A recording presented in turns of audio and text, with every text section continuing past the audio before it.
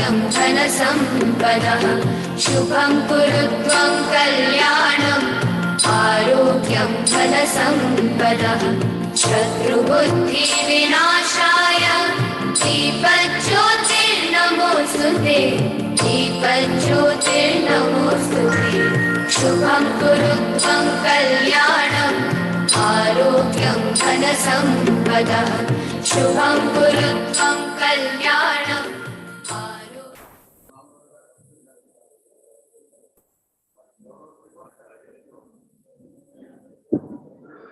Thank you, dear Chairman Bishops and the Monsignor for lighting up the lamp and invoking the presence of Jesus Christ amidst us.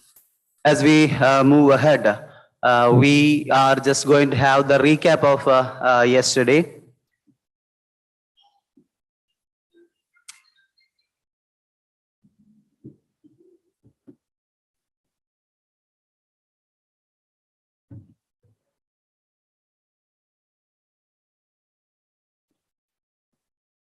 Okay.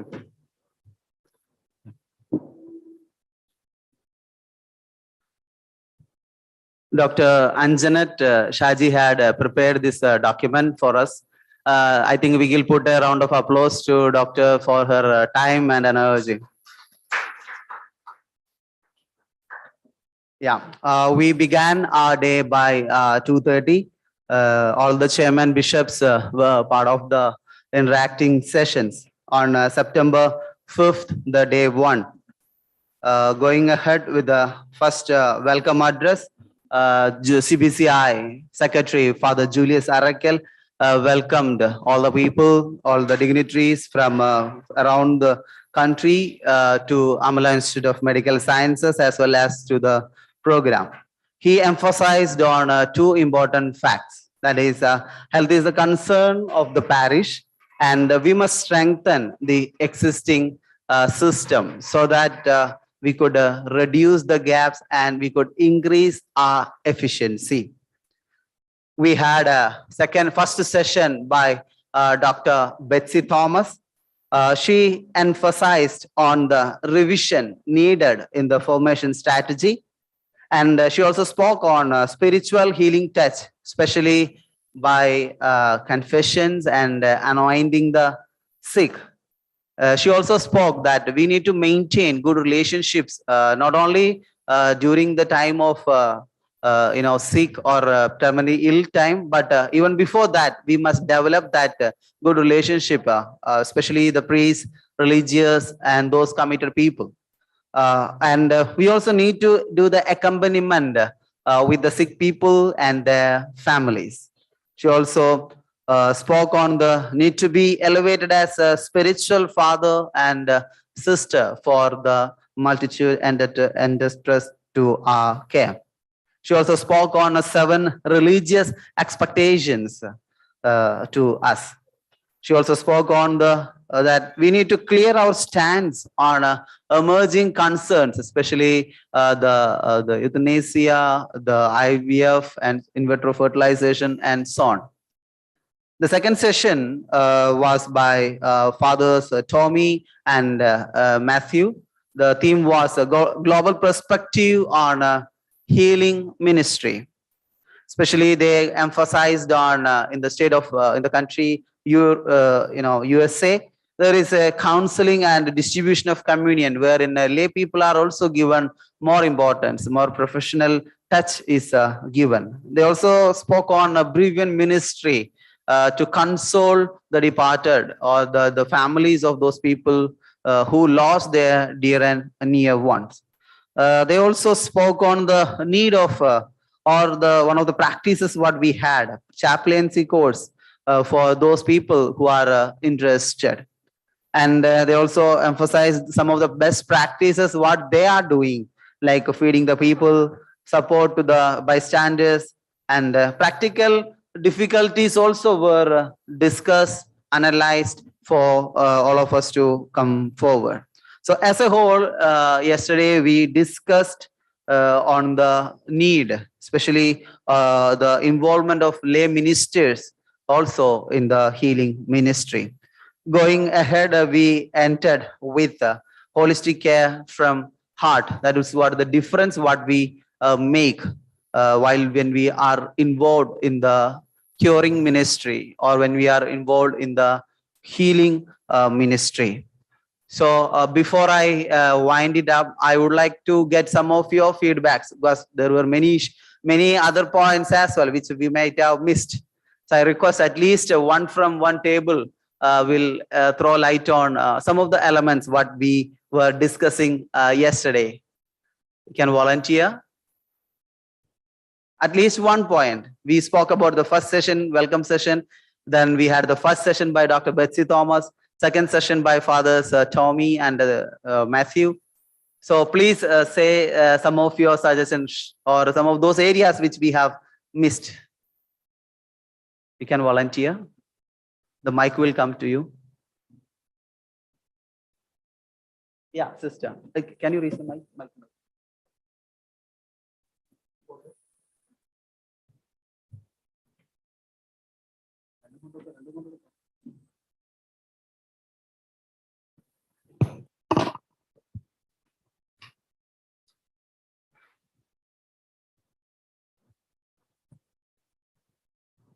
Where the care stops, the healing starts. Yeah. It was said by Father Julius as well as Betsy both. Yeah, very good. Yeah, in the back, Sister Lilisa, Ajaya, and Arokya. Somebody is volunteering.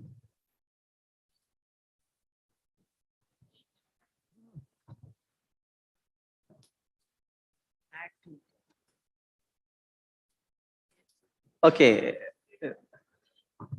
What we heard yesterday was beautiful. I think all of us can add a little more to it later on. Okay, please. Sisters Elizabeth and others. Somebody is yeah.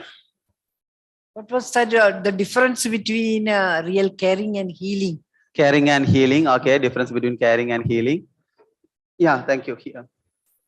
Also, what she was, Dr. Betsy was saying, for example, the materials used, for example, the wheelchairs or a walker. Or reusing of the. That was, rethinking for us. Thank you.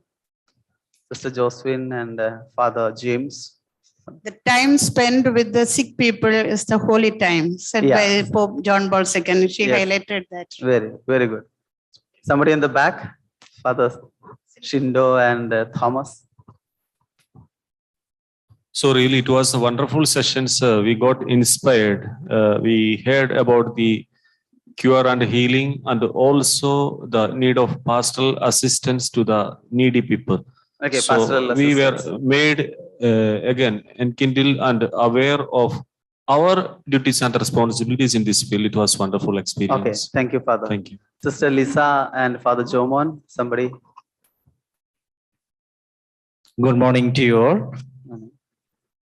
It was a wonderful session yesterday, what we had. Okay. And what I want to add to today's session is,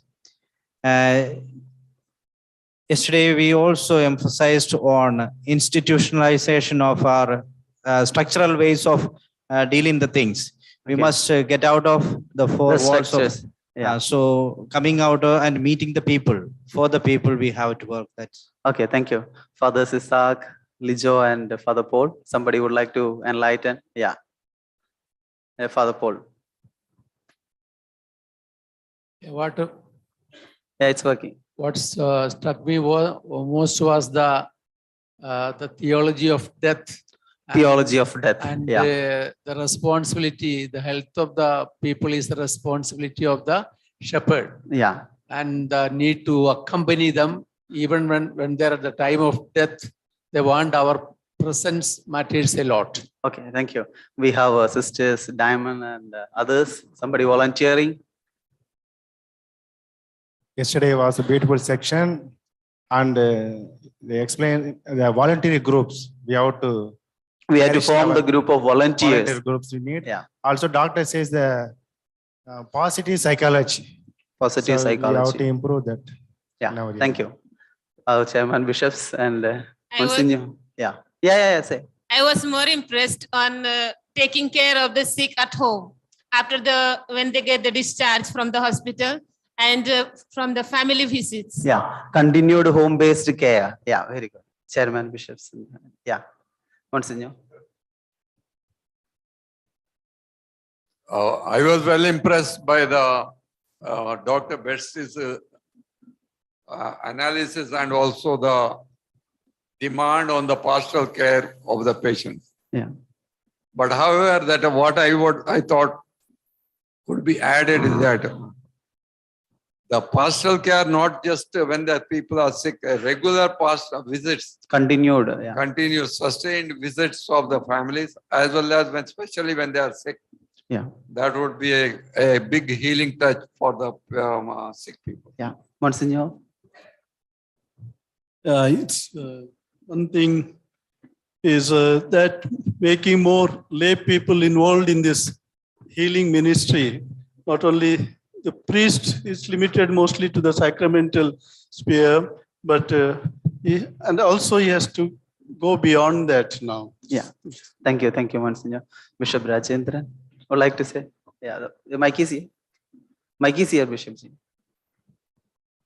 Yeah, I think the Dr. Betty was trying to say, and she said it very well.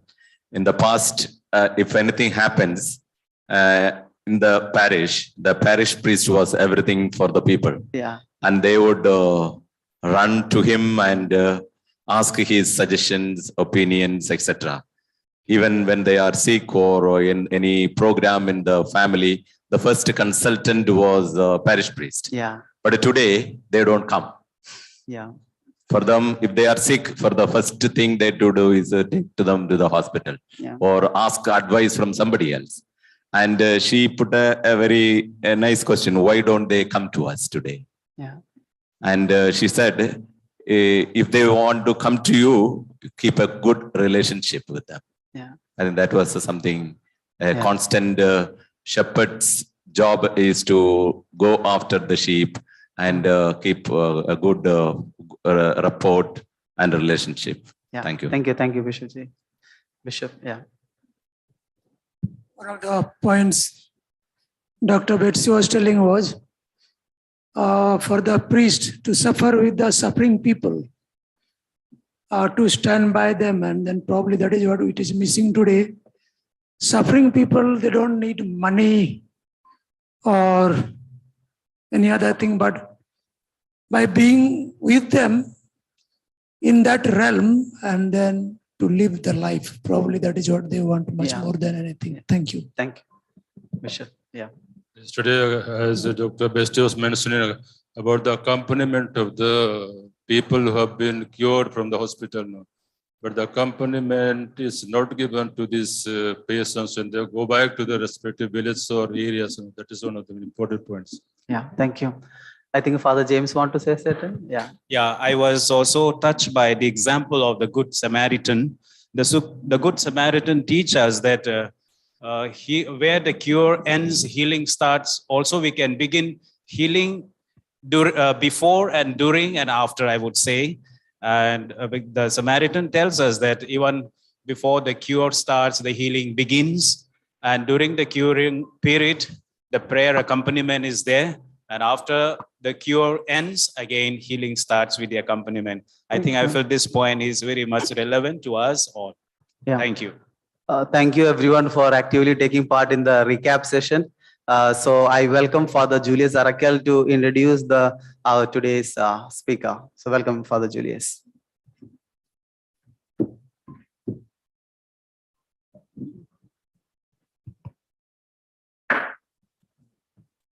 So good morning. This was a good recap session. Father Kiran, thank you very much. Yesterday, we were focusing on the patient perspective.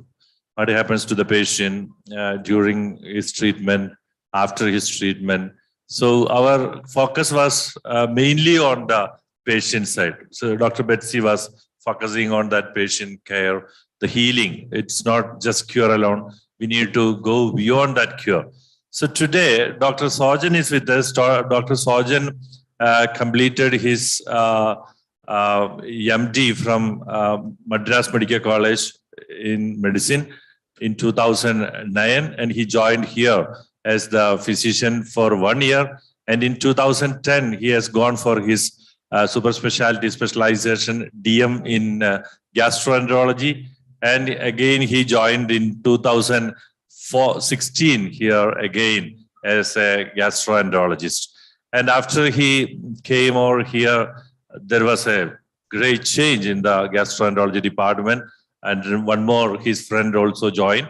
Now we have got 3 gastroenterologists, and also we started the PG program. 2 PG students are also with them.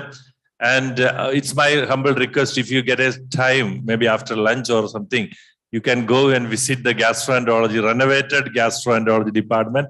I can say that now I can say with confidence that our gastroenterology department under the leadership of these great doctors is one of the famous or one of the first institute in the central Kerala. Maybe after a couple of years, it will become one of the best gastroenterology department in Kerala and in South India, and they are working on that.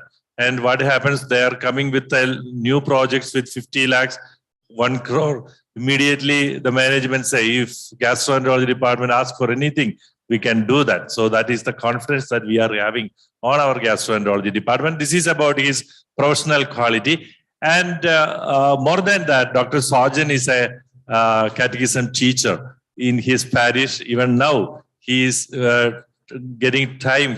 This was a issue with him. Today, the catechism teachers are having a retreat. So he said, I have to attend the retreat today. So I said, this is also a retreat. You can start from today afternoon onwards. So he's a good catechism teacher also. He's committed catechism teacher. Even in this busy schedule, he take time, spend time with the students, Catholic students, giving them Catholic values, instructing them Catholic values. Dr. Sojan George, welcome Dr. Sojan George. Dr. Sojan is focusing on the caretakers more than the patient. What happens to the caretakers? We know when we go to a home visit, our focus, the whole focus is on the patient. So we are not concerned about the bystander. What happens to the parents, or what happens to the children? What happens to the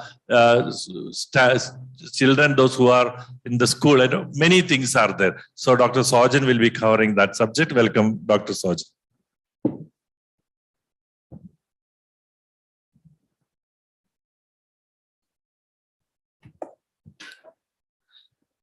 Good morning, Your Excellencies, dear fathers, sisters, and my dear friends. I believe it is not I who choose God, but God who chose me. And I consider it as a great blessing and honor to be in front of such an august audience. Let me first of all thank the CBCI Health Mission Secretary, Father Julius Arakel, our beloved director, Father Kiran, and the whole team for giving me an opportunity to share my views on caregiving and the care for caregivers in front of such an elite audience. I'm sure that over my last 7 to 10 years in Amala, these days have been the blessed ones, because it was our honor and great privilege to host you all, because so many excellencies and fathers, blessed persons from the field of healthcare coming over here was a great blessing to Amala. Without any further delay, let me move on to what I intend to do. If you look at the slide, initial slide, I'm sure that you will notice a superwoman here. I mean, you can see that she's caring for her old mother. At the same time, she is attending to whole daily course. She has to go and get the grocery from the supermarket. She has to take care of pets, but most often she has to take care of children. And she also has a work to do, a job to do. So I would rather consider her as a superwoman. And I am sure that most of us, or all of us, would have at least one superwoman in our family who will be doing the same for somebody in their family, somebody whom they love. But what is hidden over here? I'm sure that this is a hidden part that I am going to deal with it. If you look at it close here, you can see a desperate lady here. I mean, I have purposefully made it hidden because this is not often in the picture. We often neglect the caregiver. But when the days are dark, when the lights are out, she would be weeping, she would be frustrated, and she would be sad because she lost her life giving care to somebody whom she loved. So this would be the agenda of my talk. I'm sure that I'm the least qualified person to give a spiritual talk in front of such an blessed audience. So I'll be basing making my talk more factual and will be based on the literature that is available in the world of medicine. So I'll be starting with describing a caregiver. Is there an entity called as caregiver burnout? What are the risk factor and outcomes? All of this I would be doing citing a personal example which I had in my early years. What is the need for taking care of the caregiver? And why should the church take it up? And what can be done in this regard? So who exactly is a caregiver? A caregiver is an individual who helps both with the physical and psychological care of a person in need. It may be an elderly person. It may be a terminally ill person. Can somebody have the light lamp be pushed?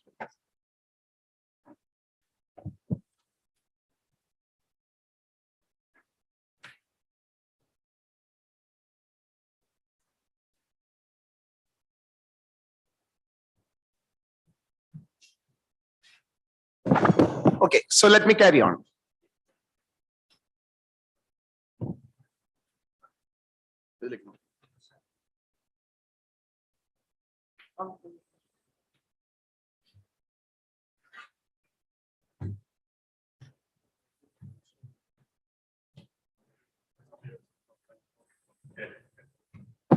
Okay, so let me move on. A caregiver is an individual who helps a person in need. It may be physical needs, it may be psychological needs. So most often the caregivers that we come across may be either taking care of a child who is mentally retarded or disabled or having a chronic illness, a spouse who has suffered a major illness, maybe a husband or wife who has been sick with stroke, accident, may have been paralyzed, or may have a cancer.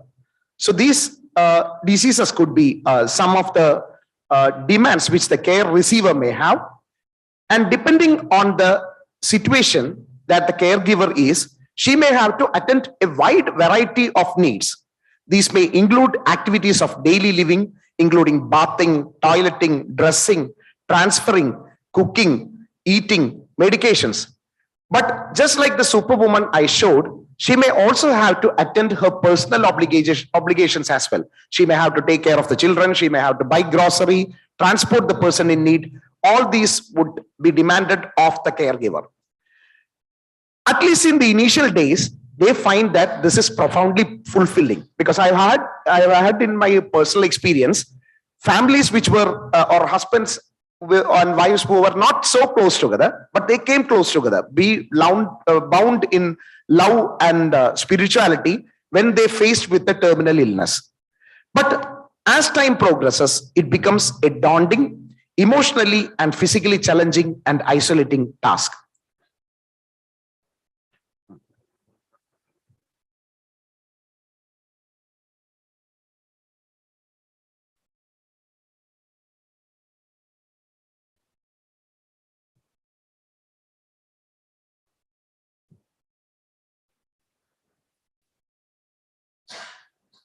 Just before I move on to further topic, let me just ask you, like, how many of you have had such caregivers at home, and somebody very close to you who have been taking care of a very person for a very long time? Can I just have a show of hands, please? Maybe your brothers, your sisters, I'm sure like this would happen with every one of us. Even I have had this experience. So you know how difficult it is. But something which we may have not noticed earlier is that when we go to visit this person, we almost always inquire about the health of the patient in need. How often have we asked about the caregiver? How do you feel? How are you faring? Like, do you want some help? Very rarely do we ask that. I mean, I should confess that before this topic was given to me, I was also not paying enough attention to this, as I would be showing in one of my personal experiences.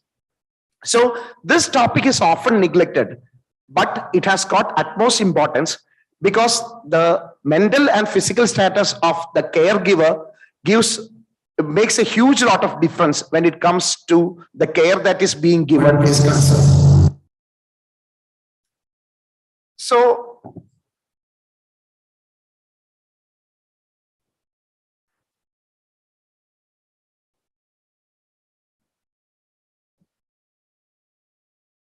now I'll move on to one of my personal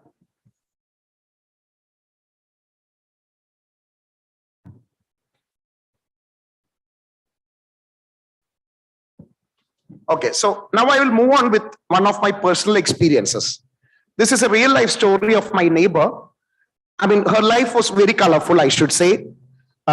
She was my neighbor, a 47-year-old lady. She was a graduate, married, leading a very happy life with a bank manager. Now, they had two children. The elder one was a daughter. She was studying in a +2. The younger one was a standard 10 student.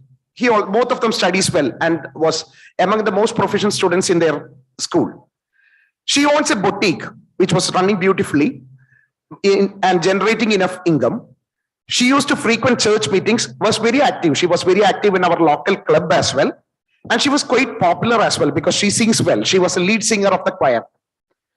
They live in a beautiful house, just bought, and owns a Honda City. So that shows that they were economically sound and leading a very blessed and happy life. So things were all very bright for them, very colorful for them, until the dark days came.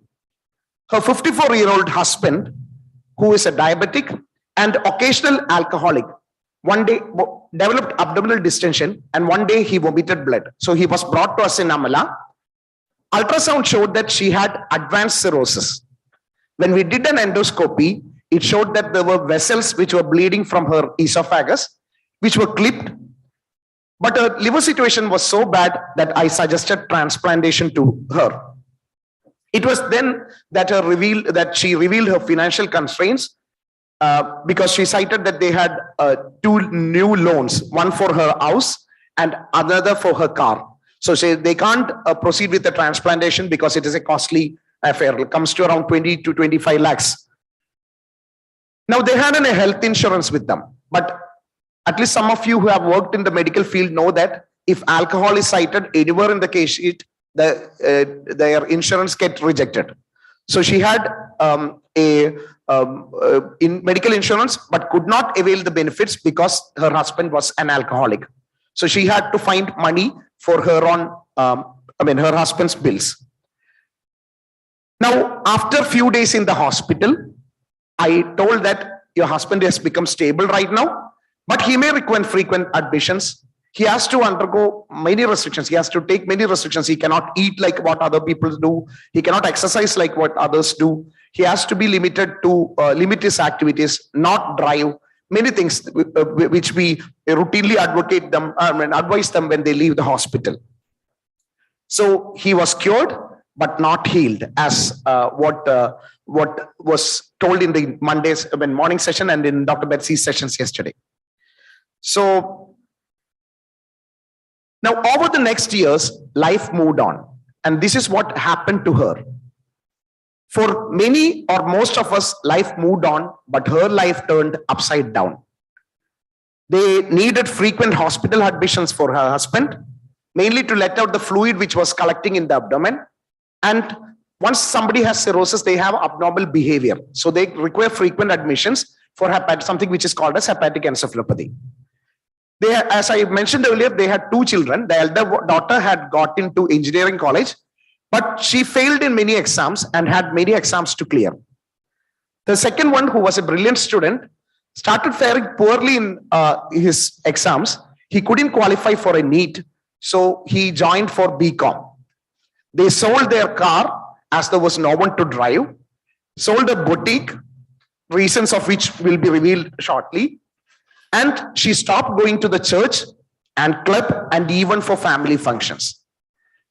But then the society had a viewpoint for each and every one of these reasons. Like, I knew the society had these reasons because I spoke to my parents who were immediate relatives of her, the immediate neighbors of her. And this is what they felt. Frequent hospital admissions, it happens with cirrhosis. Why not? Like we have patients who come often with cirrhosis, get admitted, let out their fluid, goes back, has encephalopathy. This is all expected. What is so strange about it? Next thing is like her children faring badly in engineering exams. That's also happened. Like anybody who has entered an engineering college, not that supplementary or examination failures are not very uncommon in engineering colleges. Many students have that. So there is nothing strange about that. She will qualify later on. About the second child not getting a professional college admission, he became lazy. He didn't study well. That's the reason why he qualified. Why is the society to be blamed for that? Now, she sold her car. Why did she do that? The car is a waste for them. A doctor has advised them not to drive. Then why should she hold on to her car? So she can let it out. There is no harm in that. She sold her boutique.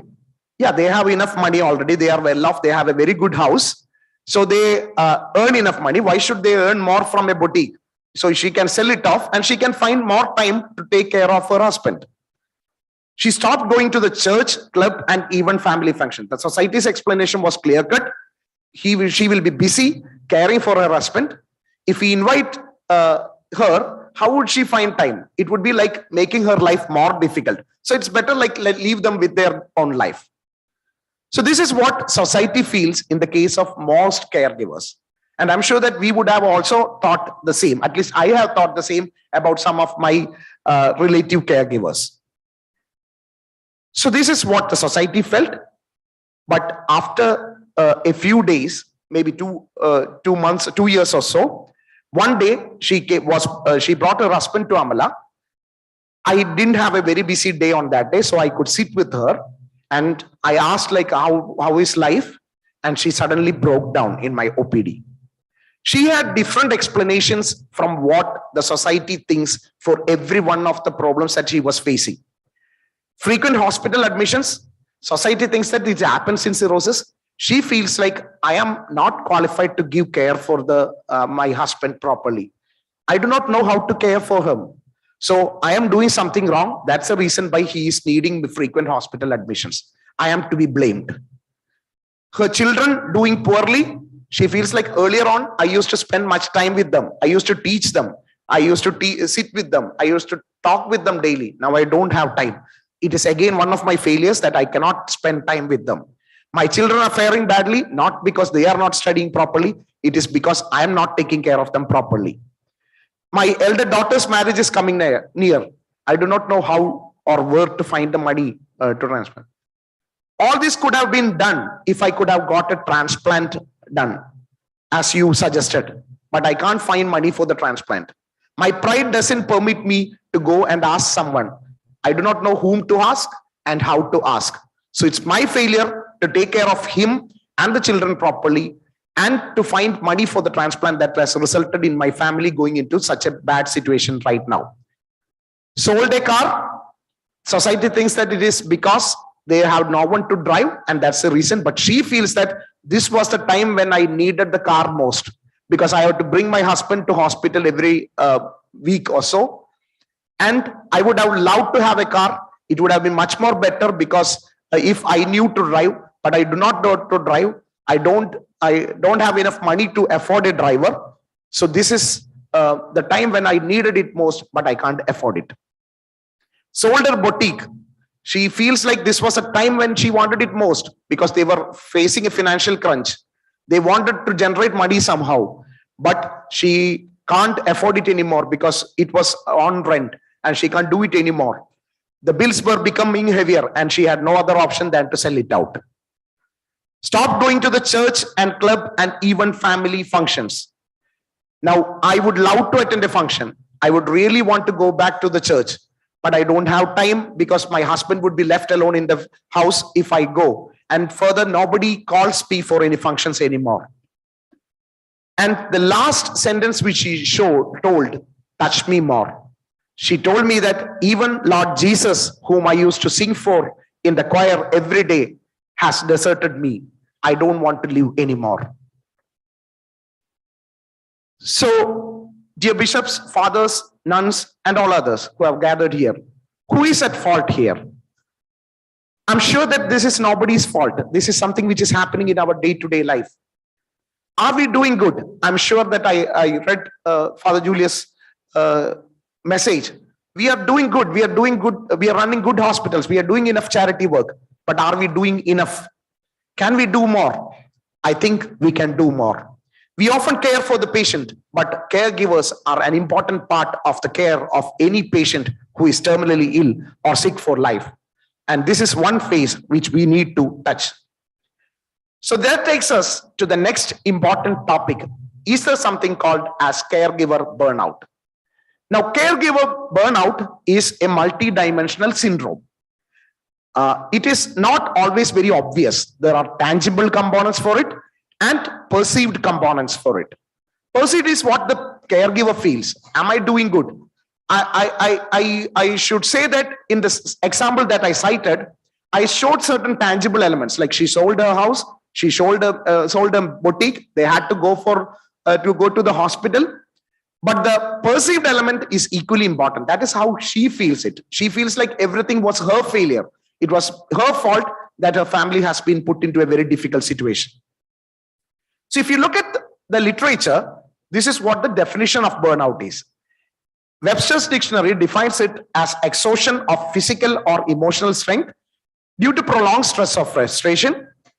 WebMD goes one step further. They consider it as a physical, emotional, and mental exhaustion. But the best definition that I could find was from Sarit. It is the extent to which the caregivers perceive that caregiving has an adverse effect on the emotional, social, physical, financial, and spiritual well-being of the patient. Okay, so all these components are added is what I feel when it comes to caregiver burden. Now, who are the caregivers? There can be a professional giver for caregivers, doctors like us. I see Dr. Renis and Dr. Marianne, who will be meeting you soon, who are with us. Like, we are all professional caregivers.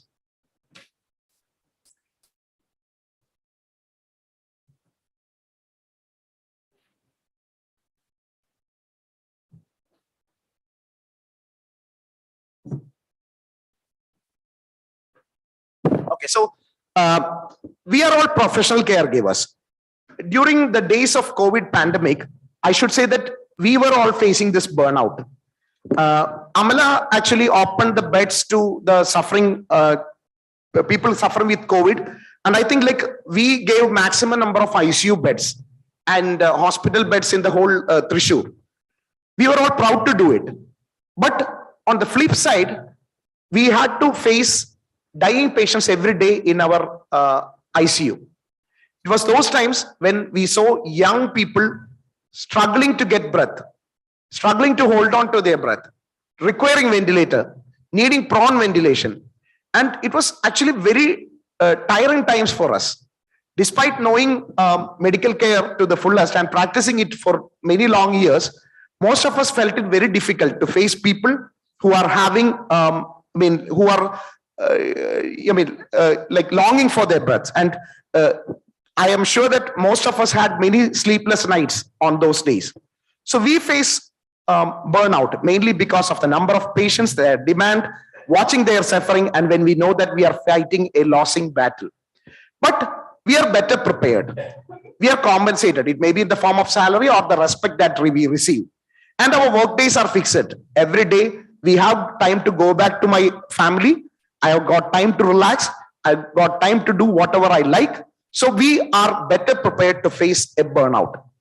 But on the other hand, when it comes to a lay caregiver or a family member who is a caregiver, things are different. They do not have an endpoint in sight. They know that the endpoint is the death of the patient whom they are care for, but they do not want to look into it. They do not want their very beloved one to die.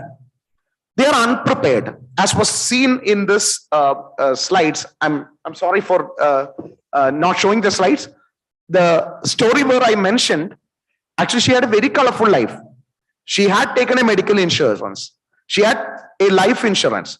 But this was something which they were unprepared for. They didn't expect something to happen at 54 years of age. Rejection of life insurance, rejection of health insurance, and not having the claim for life insurance. So this was something which was unexpected. And most often the caregiver is unpaid and more importantly, unthanked. Most of the family members, at least knowingly or unknowingly, goes and inquires about the patient, finds blame with the caregiver, but never thinks about the caregiver. So that is something which needs to be done. And many of these caregivers become so mainly out of a lack of choice. I am living with my wife and 2 children. My wife falls ill. I'm the only person to take care of it. So I do not have a choice. So I had to leave my job, take care of her because I am left with no choice. So that brings in a lot of stress in me. I have multiple responsibilities to take care of. This is not my job. I had another job. I left it. I have many responsibilities and people to take care of. And I'm filled with emotions. Am I doing really good? Is my beloved going to die? What will happen to others if he dies? And most often they would feel that it like as what was cited in the example, it is their fault that everything goes awry. So literature, medical literature has looked at various facts which can lead on to caregiver burnout and the importance of it. So they have seen that, there are some caregiver factors which lead on to the burnout. Being female is actually a factor. Okay, so what has been shown in literature is that more than 65% of the caregivers are females because they are the ones left in family. And we had a recent paper from Kerala where it showed that 85% of the caregivers are females. So they take this up mainly out of force rather than choice. And that is the reason why it leads to burnout in many of the caregivers. An uneducated person is more likely to suffer burnout because they feel like they are not qualified enough to take care of this person. Living with the person whom they take care of leads to burnout. But more importantly, or something which we will have to play a role, is social isolation, having financial difficulties, higher number of hours spent with nothing else to deviate their thoughts into. All these could lead on to depression. Further, there are certain peculiarities of the individual who takes up the duty of caregiving as well. You know that whenever faced with a difficulty, there are some people who perform more brilliantly, while there are some who crumble in face of a pressure. So people who have better coping skills, they do poorly. They do better as far as burnout is concerned. And lack of choice in being a caregiver also adds to a risk factor of burnout. Now, it is not just the caregiver factors that do matter. It is a patient's factor as well. I still remember a patient who was admitted last week. This first patient was with cirrhosis, has hepatic encephalopathy. There is a temple in Kodungalur which is called as Kodungalur, and Bharani is a festival over there where people shout a lot of bad words. Our sisters used to tell that if you want to hear to the Bharani song, go to that room. Because this patient, as soon as he wakes up out of his encephalopathy, he starts scolding his wife. He mouths lots of bad words about her. And I still do not know how she is taking care of him, because whenever I go to visit the patient, I feel really bad for her. She takes perfect care of him, but still never thanked, always shouted at. So such factors could lead on to caregiver burnout. Patients with dementia, cancer, highly stressed patients, all these could lead on to caregiver burnout. And some people, the biggest problem is that they know that they are going to die. So whatever you do, the patient will remain to be unhappy. So they will not show any satisfaction for the services they received. It is not like they do it, but it comes out of them. So these are factors which could lead on to burnout. Now, why should we as a Catholic Church be stressing on it? Does it have any impact on the healing? As healing ministers, I think you need to know that there are very important outcomes that this burnout could have. It could lead on to illness in the bystander. or in the caregiver, it could lead on to lapses in care. It could lead on to anxiety, depression, isolation. It could lead on to bankruptcy. And something which has come up in most of the recent papers is that the increase in divorce rates when the wife or the spouse is the caregiver and is taking care of the mother-in-law or the father-in-law. This is very often reported nowadays. And there are many people who take to substance abuse as well. If you look at the world literature, it is shown that when interviewed, the caregivers told that 81% of them face burnout. 63% of them are seriously considering divorce. And 67% of them, that is close to 2/3 of them.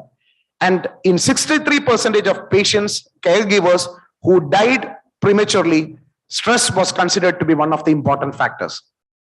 So I think like it is high time we started taking this issue up seriously.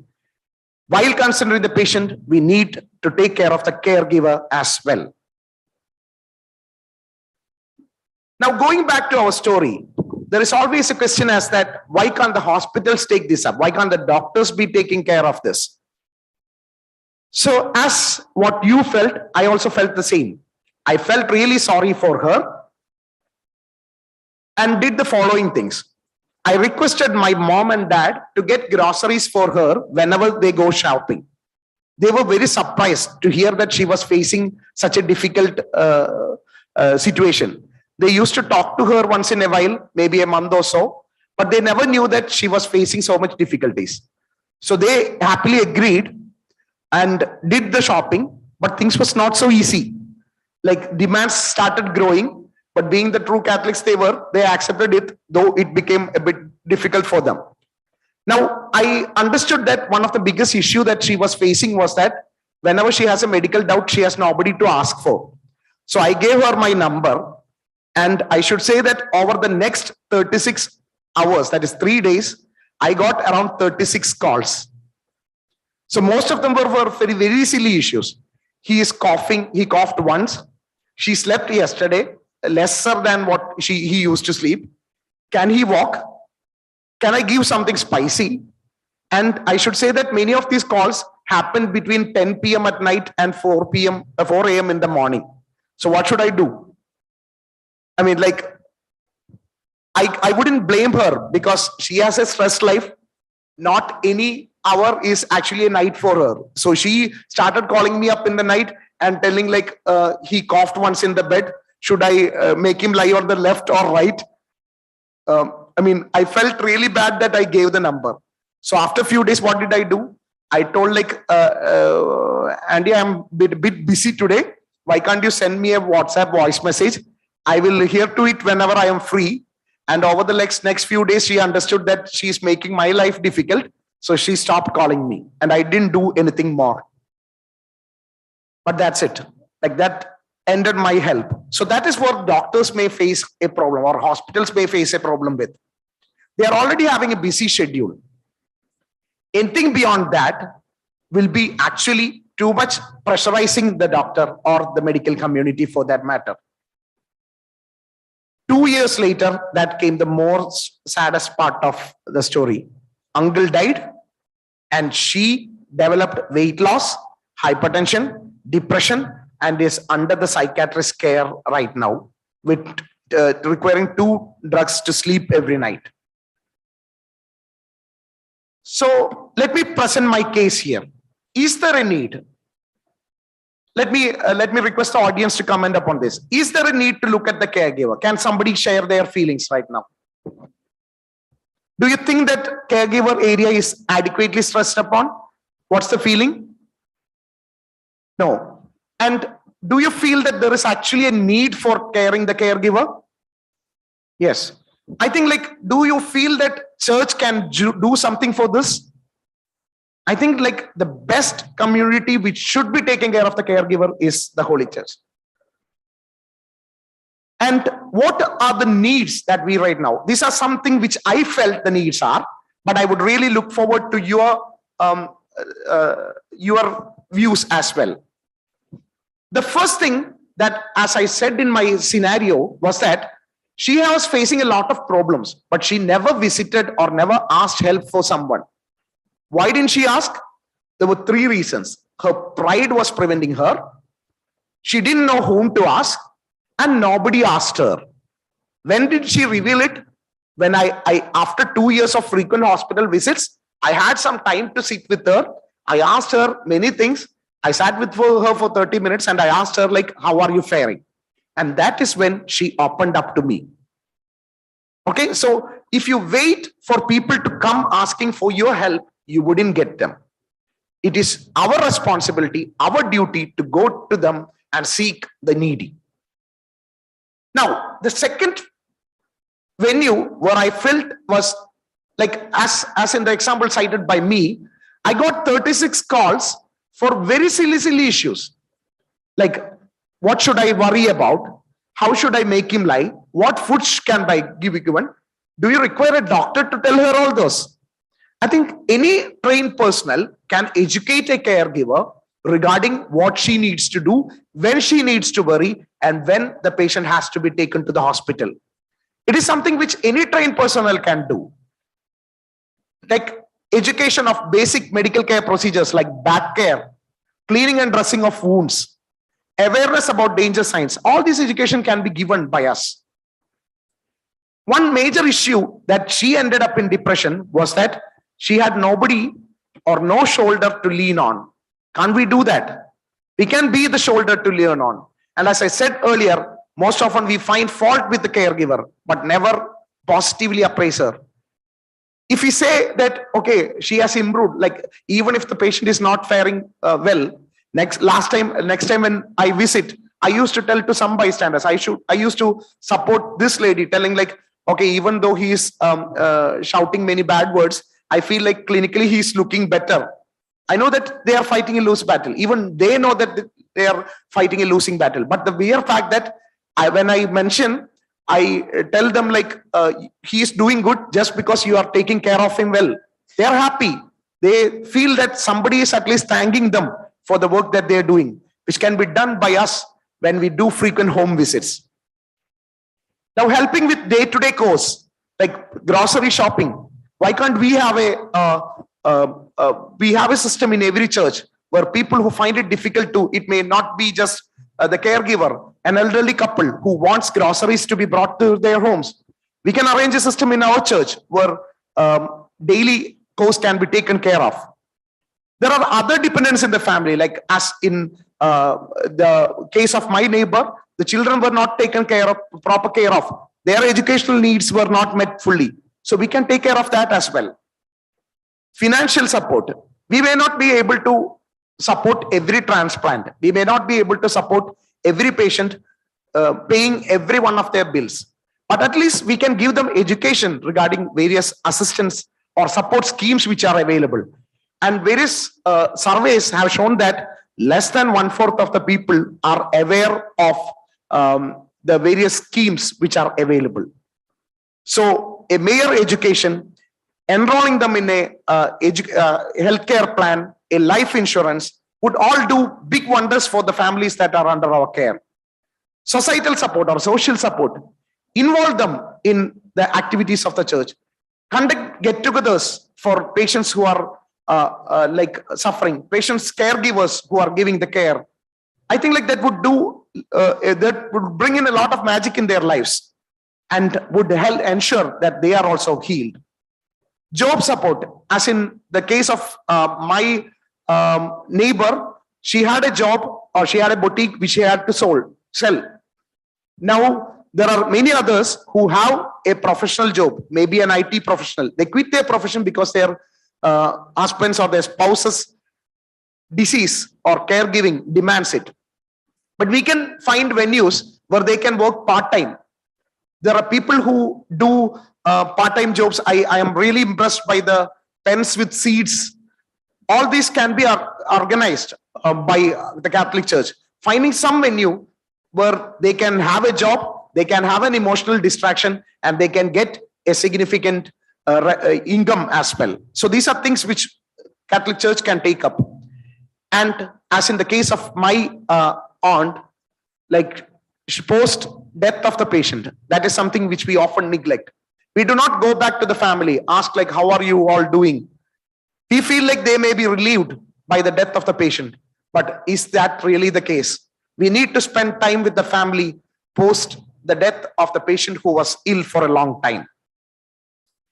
But I was frequently reminded by my director regarding the situation in different communities. Things may not be as smooth as what we have in Kerala outside. India is a land of beliefs and misbeliefs.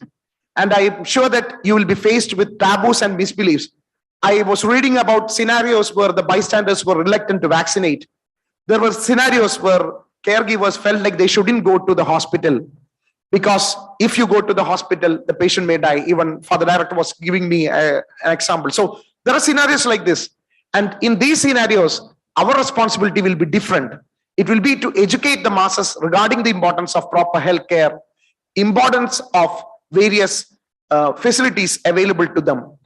Now, there are certain communities. The other day, I was reading about a community where that if somebody falls terminally ill in the community, they feel like it is a curse of God and the family has to be isolated. So this leads on to a lot of caregiver burnout. And I think that our intervention in the form of education, bringing the Lord's healing touch to their homes would make a lot of difference. Now, there are communities where the nearest medical center is kilometers and miles away. So there, organizing medical camps, bringing to the hospital into the community would do wonders. So scenario may be different. And I think like if we sit together, we can make a difference. Now, why should the church be taking this up?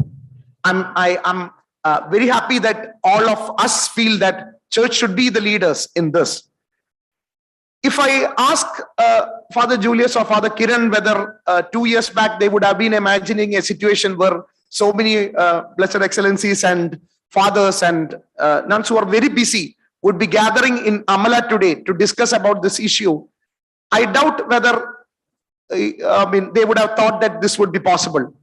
But if a dedicated effort of a small team can make so much of a difference, I can't even imagine about the wonders that the Catholic Church can do hold together. We have a strong foundation. We have a network. We have people trust with us. If doctors go or hospitals go with any medical program to a community, whatever good intentions they may have, it is always looked or suspected that there is an economic reason or there is a business reason behind it. But when Catholic Church comes to the fore, situation is different. We have the best hospitals in India to support us. We have like Amala, Jubilee, we like St. John's. We have hospitals everywhere, all over India, which can provide us with the professional help that we need. And just utilizing the services, their services for the benefit of humanity can be a very simple task. But most importantly, I consider it is our duty and responsibility, because going through the pages of Bible, I feel like our God is the greatest physician that this world has ever known. And as would have been discussed yesterday, I'm sure that it would have been stressed that it was He and He only who gave total healing rather than cure. So these are some areas which I felt like could be beneficial to be focusing your activities on. In this last slide, I open up certain venues which I feel as important. I think we need to have a team in every parish or diocese, or in fact a dedicated society for the same, to take care of the terminally ill, the people who are having frequent medical needs, be it in the home or in the hospital. But our aim should not be waiting for people to come to us, but identify and enroll them who needs prolonged care by home visits, anytime call numbers, or making the fellowships aware of the fact that there is a number to contact or to enroll the names of people who are suffering in their community. We can conduct educational programs, and as Father was, I think like one of the chairman bishops was telling that our aim should not be after the patient falls ill. It should be before they fall ill. So we can have mass education programs under this society or this team that we are forming regarding basic medical education, the various schemes available. We should have a voluntary, and in some cases it can be a paid services as well, like for dealing with day-to-day course. This society should have a financial help cell, a awareness program about life insurance and medical insurance, periodic counselings, and this is one area where I think chaplains or nuns or fathers have a big role to play. The counseling is something which is neglected as far as the caregiver is concerned, and I found in most of the literature that lack of a proper counselor is something which leads on to significant burnout. A trained personnel, by ideally priest, brother or nun who is dedicated for that, if they can visit the caregiver daily, speak to them at length, share their feelings, listen to them, I think it would bring in a big difference. Spiritual needs, take the all-powerful healer Jesus to them and open up venues for re-socializing. Jesus went through villages, all the towns, teaching in their synagogues, proclaiming the good news of the kingdom and healing every disease and sickness. And that is what is expected of us as well as Catholic Church. I think we have 10 more minutes, and I conclude with this, but I would really like to have your views about the topic as well. Thank you.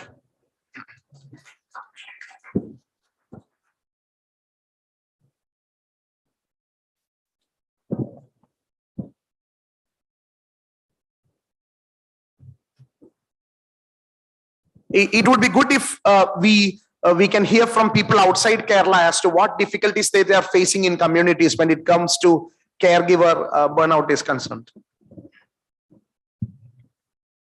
Thank you, Dr. Sojan. Beautifully, you have explained every detail. As a bishop, I was thinking more than any patient, I thought of my priests, because they are taking care of the people, and then I have to take care of my priests. First point. Second point, taking care of caregiver, in your whole explanation, it looked to be more for the city people. The example what you gave of a woman, really she's stressed and torn apart. But in the village where I come, a village woman not gone to school, wife, children, husband sick. But one thing, these women, they have hope on God. While this, in the example, this woman wants to do everything. She doesn't leave anything for God. While a village woman, she knows she cannot do everything. As much as she can do, she does rest, she lives up to God. Probably that thing is missing there, I saw. Yes, Father. I really agree with you, Bishop, because that is what I was stressing about, the need of a proper counseling.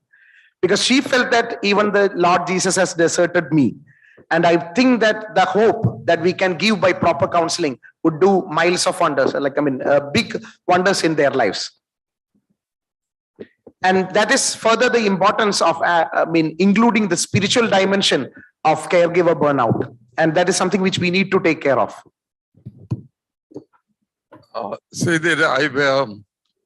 entirely agree. Caregiver need to be attended. But apart from that, the last point, what you said, training the personnel for the this one. There is a concept. I have seen in some of the Western parishes. There is a person, is a catechist who is looking after the whole parish. It is not the catechist, but his job is priests do not visit that often. Although it is educated and sophisticated community, yet the role of a catechist to go and find out on a particular day what has happened. Not that he can solve the problem, yes, sir. But that itself gives a tremendous amount of confidence. It generates confidence for the family. There is someone who is asking us. Yes. Individualistic families there, but even in India, even I say, we have got a concept called a catechist in the family, in the all the parishes. These catechists do a quite job. But I often propose, and we have not succeeded. Even in the city parishes, there are people who are retired VRS people who are excellent in the building a confidence and generating a confidence in the people who are this kind of where they are distressed. So if church can do it. That is what you call that. Even if you have to pay such people, at least it's a petrol bill, that and this, and keep him for whole month, because many people want some job to be done, and this is a wonderful opportunity. So that a concept was developed within the church, whether it is a south or north, in the rural or the urban. But such people will be tremendous value, because we never know when it is my family is going to be a victim. Very true. It can be today your family or that the so and so family, but it can come to me also. Therefore, the people would be supporting to support that, apart from the little resources of the church. Therefore, the concept is wonderful. I say it has to be taken up in a little more elaborate manner. It has to be projected what the role this trainer, or rather a person who will be able to help the what is that, service giver. Yes, sir. This would be my submission. Very true, Your Excellency. I think this is one situation where it demands the Catholic Church to break the confines of church and go to the community, go to the needy. I think that would do that would be a very great thing. And I think as decision makers, Your Excellencies and fathers would be the best people to take this concept forward. I think the message is very welcome, sir. The topic was very good, care to caregivers. And comparing to the earlier days and nowadays, people have totally forgotten the first aid initiatives. Because if we fall down immediately, how to give a bandage itself is not known. And many times we see in the parishes, there will be some women's cells, men's cells, and youth wing. So to these people, if we are able to say these caregiving options, and there we can bring some of the preventive health measures. Maybe during the COVID time, you see everybody became aware of small things, how to wash the hands, how to wear masks, how to do small initiative to take care of our health.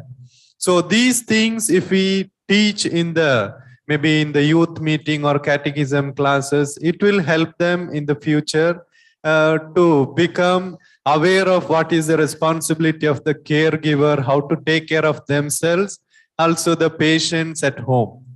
Thank you. Thank you, dear Father. I think that was a very good message. Training should start very young. As in her case, if she had known how to take care of the back, how to take care of a small first aid measure, how to give a small first aid measure she had to do. I think her demand on requesting for help to take the husband to hospital would have come down drastically. So I think that such educational programs would help a lot. I think that's a very important message. Thank you, Father. Thank you for the interactions. As you know, these are the input sessions that we are offering here. But today afternoon, now we have got a panel session. 3 doctors are also joining for this panel discussion. We also will join and discuss. These are all theme. And afternoon session is only for how can we take up these sessions to our region. So it will be different. It will be different. In Kerala, the situation is different. With Tamil Nadu, it is different. North states, it is different. So we will discuss on that in the afternoon.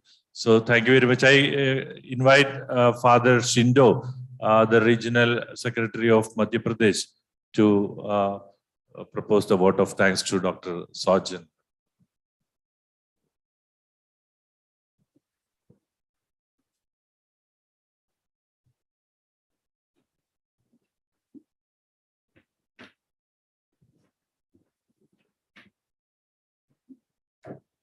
Dear Dr. Sajan Jodh, Your Excellencies, respected fathers and my dear sisters, I take this opportunity to express our sentiments of gratitude towards you This morning, you have enlightened us with the care for caregivers and healing ministry.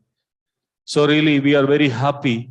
So as the whole representatives of India, CBCI Health Commission gathered here.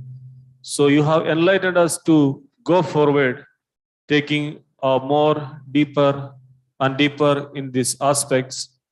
So on behalf of our Chairman Bishops and on behalf of CBCI Health Commission and all the participants, I take this opportunity to thank you. Thank you so much. Thank you so much. Now this is a health break. You see that it is a health break. Always it is. This is the initiative of Father Kiran. He says in health conferences there should be health breaks. So now we go for a health break. Tea is arranged there. No. Tea is arranged. Okay. So our doctors are ready with again. Okay. I'm afraid the doctors are here. 4 doctors are here. I don't know what happens to the patients there. I know today is a busy day because from tomorrow onwards is a holiday, but still the doctors spare their time with us. Thank you very much. And along with our coffee break, our photographer is with us. The photos that we have in our website is taken from your Facebooks and all. So we need it is not good. The photos are good. You are also good. But I want another photo. That's all. I want another photo. Our photographer will arrange that. Single photos.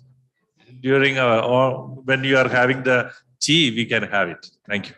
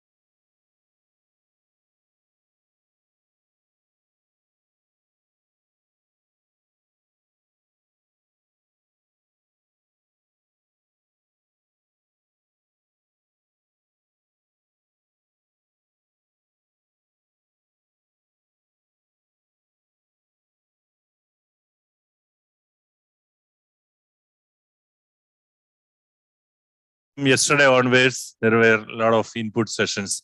But my concern was we should know from the doctors, the physicians' point of view, and what is the impressive thing for them when they treat patients. They are encountering with a lot of patients and bystanders and family members. So we should know the feelings of that physicians. So I invited another 3 famous doctors of this Thrissur district, and I invited them for a panel discussion. So they are trying to conclude the session, giving us a theme. Yesterday we were talking in the perspective of patient. Today Dr. Sojan was talking the perspective of the bystander. So they are trying to conclude what exactly as a physicians they need from our side, what contribution that church can given to the patients and bystanders. So I invite Dr. Sojan again to moderate this session, and maybe Dr. Sojan will introduce the other doctors, and he will invite them.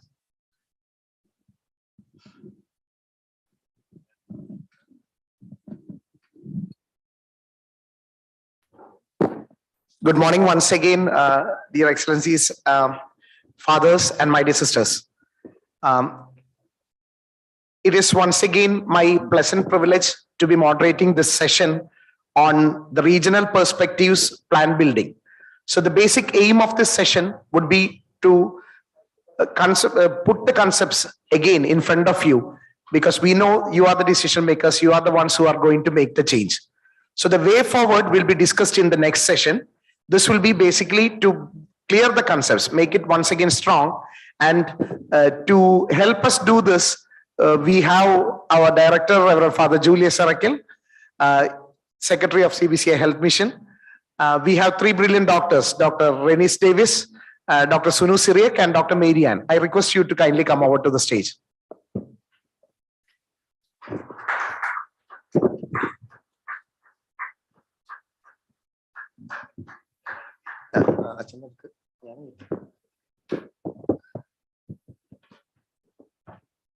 To initiate the proceedings and to put forth the concepts from the church point of view, I request Reverend Father Julius Arakel to kindly start his presentation.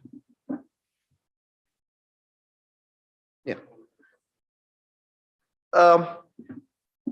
We have 3 brilliant doctors among us. I think like I will be not doing justice if I introduce Reverend Father Julius Arakel again, and it will be yeah, it will be injustice from my part. So I think like I'll introduce the 3 doctors over here. To start with, we have Dr. Renis Davis. He is a brilliant doctor who has been working in Amala for quite a long time and is now the vice principal of Amala. Yesterday you met our principal. Renis sir is one among the 3 vice principals.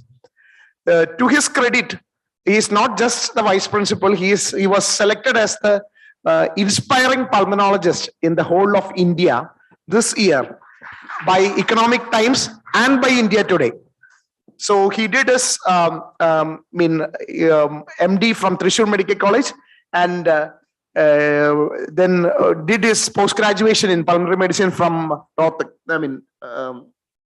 Patiala, and is currently working as the head of the Department of Pulmonology and has PG students under him, which is first in the district of Thrissur. So he's a brilliant teacher, a great academician, a widely respected and loved doctor. I think like he will be the best person to share the perspective in front of you. Thank you, Dr. Renis, for accepting our invitation.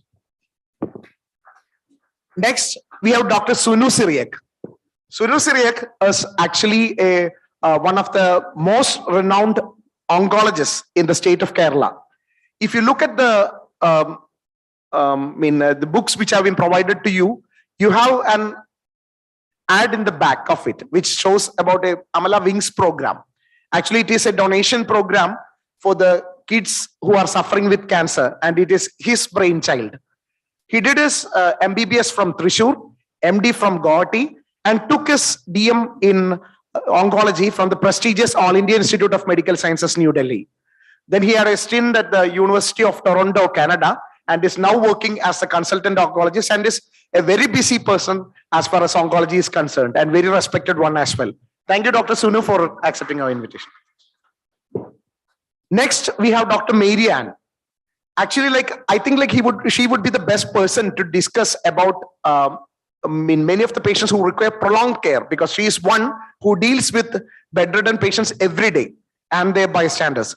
She is the consultant neurologist at the Amala Institute of Medical Sciences, did her graduation and post-graduation from Manipal and KMC, and then did her super specialization in neurology from Jubilee Mission Medical College and is working over here. She was working here as physician. Now she continues to work here as neurologist and is very respected and loved in the field of neurology.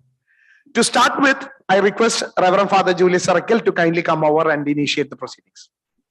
I think we were discussing the whole day yesterday, and today I was saying the same thing. And my concern, maybe in our discussions, maybe our seminary formations also can be taken care of in the afternoon sessions. Maybe the afternoon session we will lead, and we will discuss how can we take these points, these major points to our regions in different way. So that will be the next session. In that next session, we can discuss that widely. And now maybe it is better to start with this doctor's perspective again. So maybe Renis will be the best person to start the program. As Reverend Father Julius correctly pointed out, our role of this panel discussion would be that of John the Baptist. Like we would be setting the way forward. We would be setting the foundation for the next discussion. That is for the way forward. All of us would love to live in a beautiful society, happy, blessed, and with Jesus. But there are certain hindrances for that. Dr. Renis Davis will now share with you some experiences that he had in his personal life, which affected the social well-being of him and the whole family. So I request Renis to kindly come over and start the proceedings.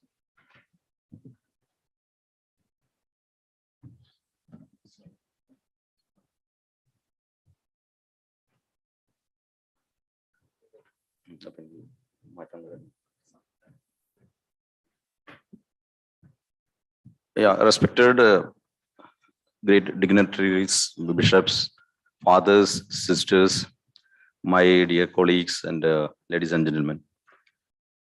Today, when I came to this hall, my heartbeat was slightly high.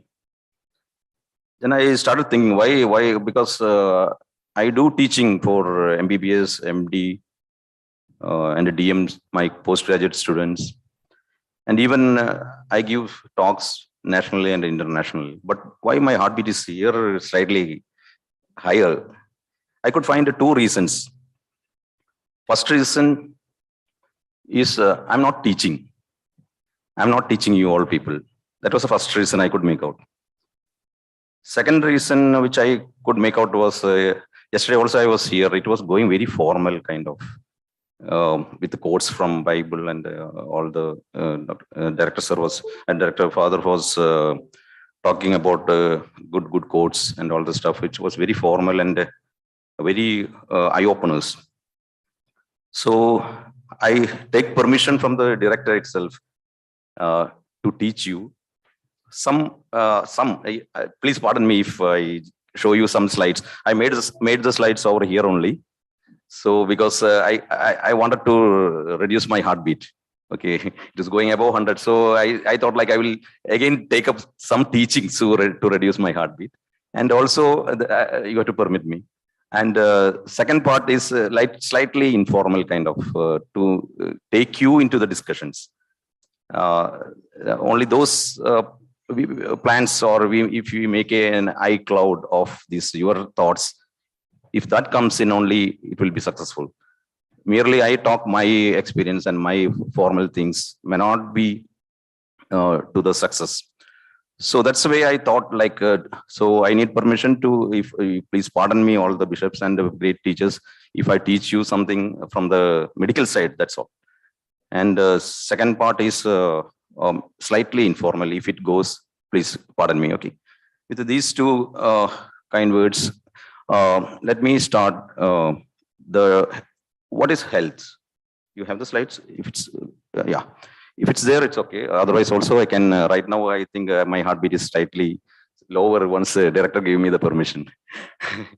So what is health by WHO is, it's a state of complete physical, social, and mental and social well-being, and not merely the absence of a disease and infirmity. Okay. So, there are three blocks. I'm giving you the bricks and the cement, the bricks, cement, and what you call the paint, the tiles.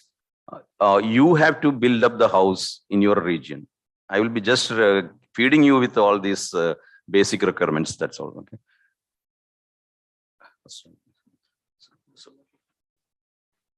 So that way, yeah, that's it. Slide.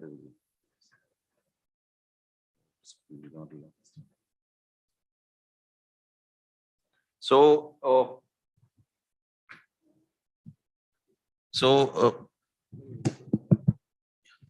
it's WHO definition of health has got three components. One is physical, second one is mental, and then the social. So, I am a doctor, but am I enough? The director gave me the eye opener. Am I enough? I am going to have my 50th Onam Sadhya day after, I mean next on 8th. So am I enough with my service as a doctor I am talking about? So if you look into the health definition by WHO, I am only 10 or 20%. I am just curing some individuals, or I don't call it cure, because we only dress the wound. It's the God who heals.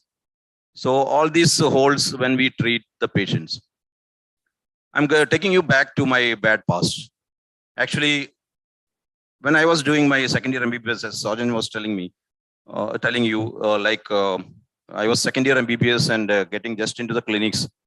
That time, my father was running some local and state, the coconut oil business in Kerala. Had illness of bony pain, started bony pain, especially in night. And that was found to be a lytic lesion, erosion of the bone, from which all the pain started. Our family was going well with my brother, sister, and my mom. And suddenly the cry of father, who was the owner of the house, got ill. The whole thing crashed, what I say. And my brother was abroad. And myself in the medical college, government medical college, Trichur, thank you. Government medical college, Trichur. And that too, MBBS is the vast subject which you have to learn. It's like an ocean. And my sister was young, and he started having the pain. I don't know where to take him up. I just came to know about my teachers in the clinics. Then I took to medical college, government medical college. And then I have to take him, the doctors which I came to know, like in the clinical medicine, my own teachers.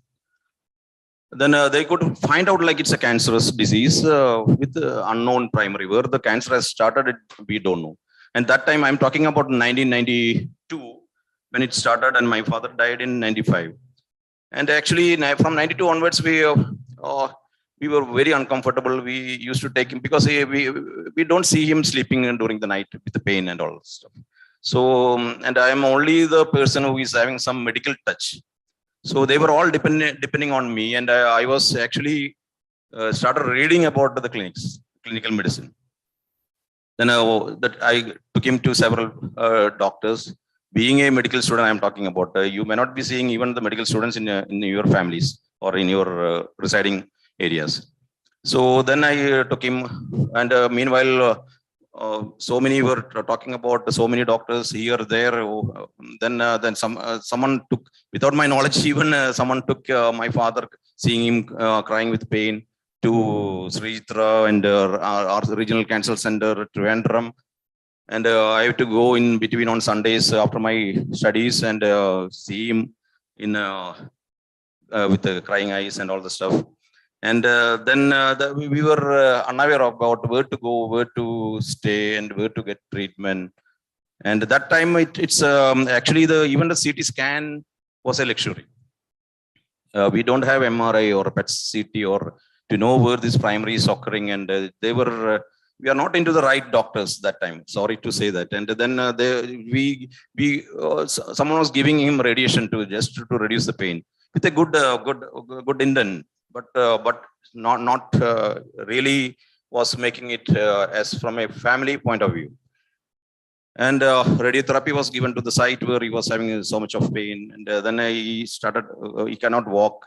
And ultimately he died here only at Amala in 504 room. So I used to come from medical college all the days in the evening, see my father lying on bed. And then that time I could make out like only the comfortable talks or healing touch can actually heal a person. Because my father didn't want anything great like medicines or radiotherapy or MRI or big scans or anything. He wanted me to sit on nearby bedside and have some warm touch on his legs. During that time, he was having the deep vein thrombosis. That means the blood flow is not good enough to take to the heart. So there were blocks. So, but he still needed only, he doesn't want an ultrasound probe to see or confirm it. He just wanted my hands on his legs and just have a massage. So that was the days, and then he died, expired on August 5th and 1995. And then actually the real problem started afterwards. Like we were all crashed down. Okay, family, the post-death I'm talking about. And my mother had some uterine bleed, for which the surgery has to be done. I am the what you call, I don't know, the owner of the house or something like that kind of, who takes care of everyone. My sister has to get married, and then she got pregnant, and then that she was also giving birth to a boy. And my brother has to get married. Even I used to go to see the females and then fix for him. And then my internship began, a lot of studies. Then I have to be somewhere after my studies, and I could make out only God was with me that time. And every fall as a rise, I got the entrance the next year itself, and I have to leave to Patiala for Government Medical College of pulmonary teaching. Then afterwards, 2000 onwards, actually no issues at all. We are well stable, and so every depressive state has got some rise. That's what I want to convey. So during that fall, there should be someone should have been. I always feel like someone should have been with me to give some advice. Or I was young. I was only 19 years old. To give me some advice or comfortable touch. So anyway, that was my bad past. So you will see these kind of families in your regions. So I am giving you the building blocks.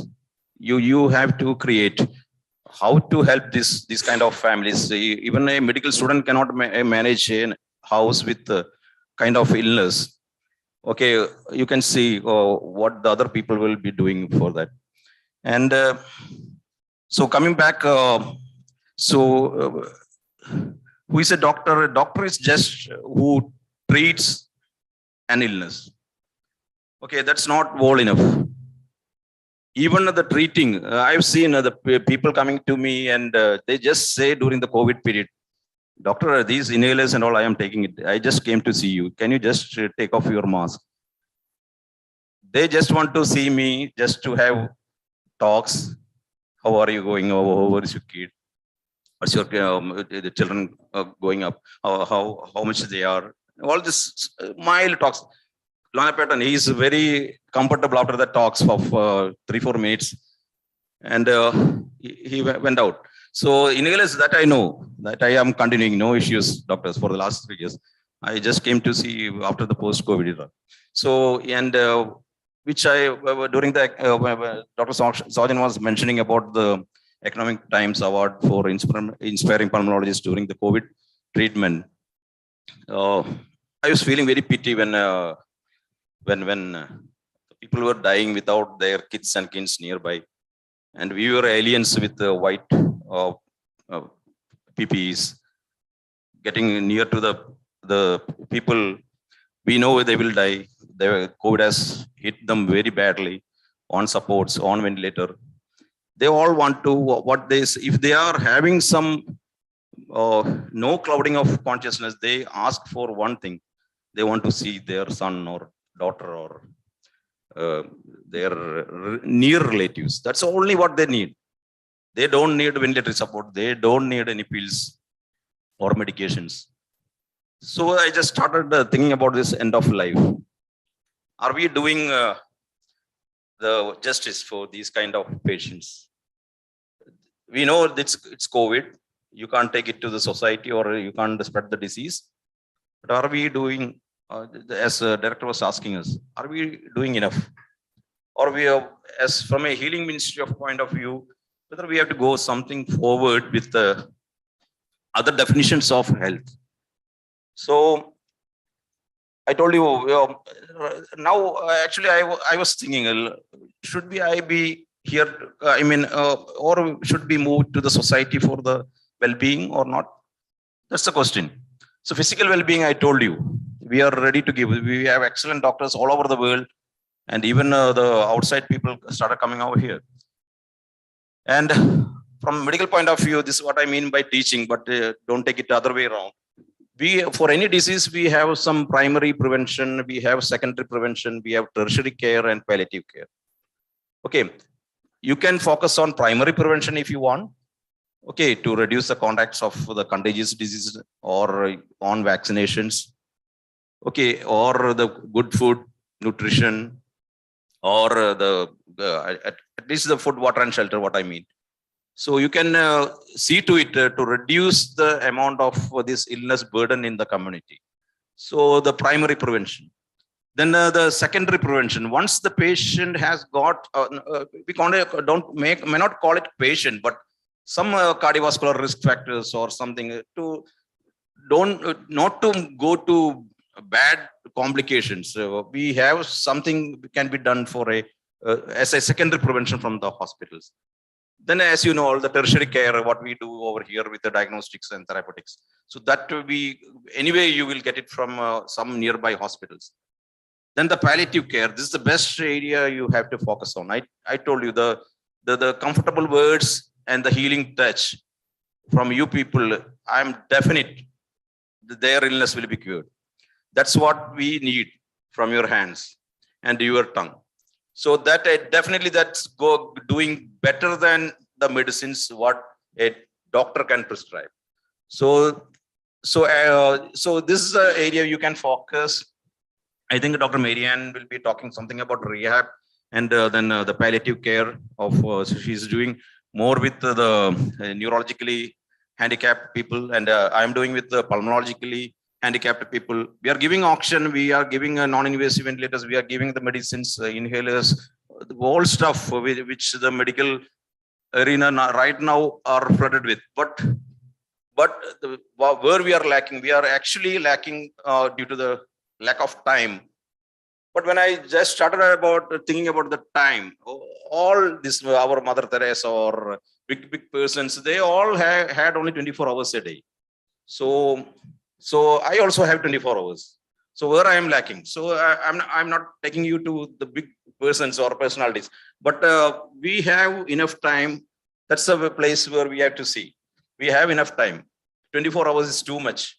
And but do you need 6 to 7 hours sleep? But rest, you can do a lot of good things, and 364 days, many years. So only you people can do that. So mental well-being, I told you, like we do have the psychiatrists, we do have the psychological counselors, but what I feel is from the spiritual point of view, if you enter in for a mental well-being, that will be the best for that family. If one father was there in my church and coming to my house and telling, Ranis, you do this, you can go to this kind of a doctor, and I can call him up, and then you can do better with your diet. Or someone about the treatment, this place is good, I will give you a space to stay nearby your father at Trivandrum or something. You are the best people who can think about all this when a person in a family get ill. Okay, so that support gives a lot for the caregivers also. That's the whole thing about what Dr. Sojan was mentioning in the morning. So I need help for a proper place for diagnosis, for a mental well-being, a proper place for treatment during the death and post-death. Okay, these are the arenas you can think about. Your brain seems to be beautiful rather than ours who are only with the medical science knowledge. So it's an art rather than a science, and I need not teach you. Even if I teach you, please pardon. That's what I told earlier. So you can think in each place where a person getting ill, taking him to the right place, right time, and then giving the right treatment. Okay, you are not harming anyone. And then the death occurs. Okay, it's sure the death will occur for everyone here and everywhere. So then after the death, something we can do for that family or not. Not only financially. I told you, your words will comfort us. Financially, if you can. Otherwise, you can control with your words and the touch. And I know you do only good, not the harm for the people. And social well-being, again, I am giving a few points on social well-being, just to create your area of thoughtfulness, and then we will make an iCloud of plans, and we'll do that, because even the Christ had only 12 disciples. Julius has got, or CBCI has got 14 right now. So we do that, and we will transfer these ideas and then do good for the society rather than an individual. So, social well-being, emotional, you can the areas you can focus on: occupational, physical, social, intellectual, and spiritual. These are the 6 elements of social being when I searched the Googles and then our Wikipedia and all. So the social well-being, it's actually we have to meet the needs of the community or the society to make them comfortable in every way, with the emotions, with the occupations, and the physical part. We will look for it, and we will do the maximum as a part of I'm being a doctor. Then the social arenas, and then the intellectual areas and the spiritual areas. So these are your playground. These are the playground where you can have the game and then do it fruitfully. So I need help to make an iCloud of thoughts and plans. And I know what I'm talking from a Keralite platform may not be the same in Jharkhand or Uttarakhand or Northeastern or any other place. So we need active discussion from each one of you for the future. Thank you, and God bless. Thank you, Rene sir. I'm sure that your heart rates would have come down, but you have set the hearts racing of the delegates, because like they want to do more. I think like the concept was very clear. The Catholic Church, has a role to play from the very beginning, all throughout the life of a patient and their families, from the time of diagnosis, or at the time from the early detection of symptoms by proper education programs, during the treatment by providing support and places to stay, which is often neglected, post death of the patient, recouping the family. I think like the message was clear, and he has opened up many new venues as well. Thank you, sir, for those valid points. Now, when a patient becomes hospitalized, he has multiple things to take care of. He has issues regarding his treatment. He has issues regarding his finances, which he has to take care of. To share some light on these points, I request Dr. Sunu to kindly come forward.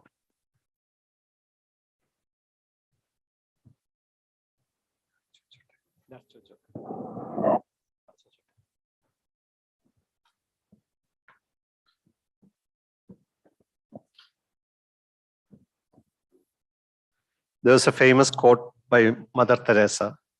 There is a light in this world, a healing spirit more powerful than any darkness we may encounter. We sometimes lose sight to this force when there is suffering or too much pain.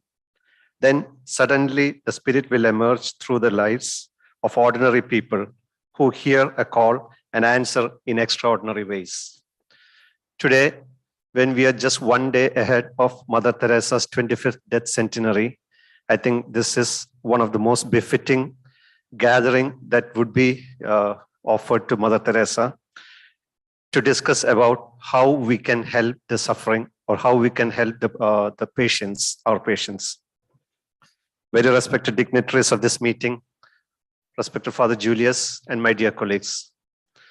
At the outset, I want to admit that I really feel honored and humbled to stand in front of this very august gathering. And I immensely thank Father Julius, who took the confidence and courage to ask me to speak in front of you. I don't know where from he got that courage to do that. Thanks, Father.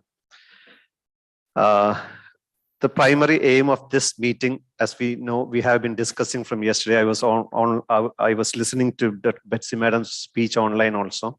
Is basically to see how we can alleviate the suffering of the patient as well as the caregivers.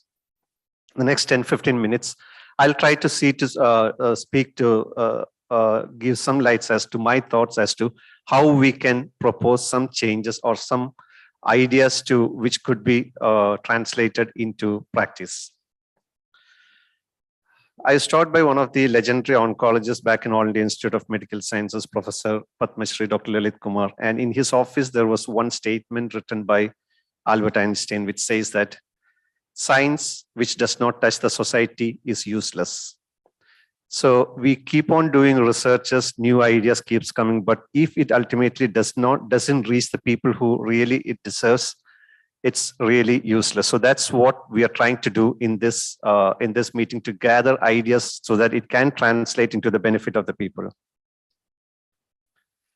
Yesterday, I think I heard Father Julius speaking that healing starts once cure ends.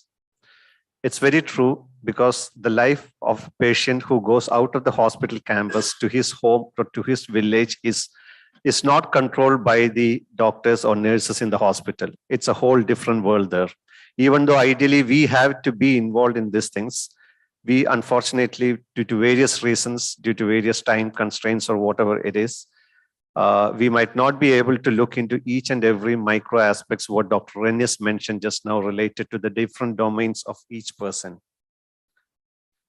So, but I would like to modify that sentence a little bit, that the healing that we envisage in this meeting, which involves the emotional, spiritual, social, all rehabilitative efforts, this should start when the patient or their family, when the patient is diagnosed with a disease, be it cancer or heart disease or whatever it is.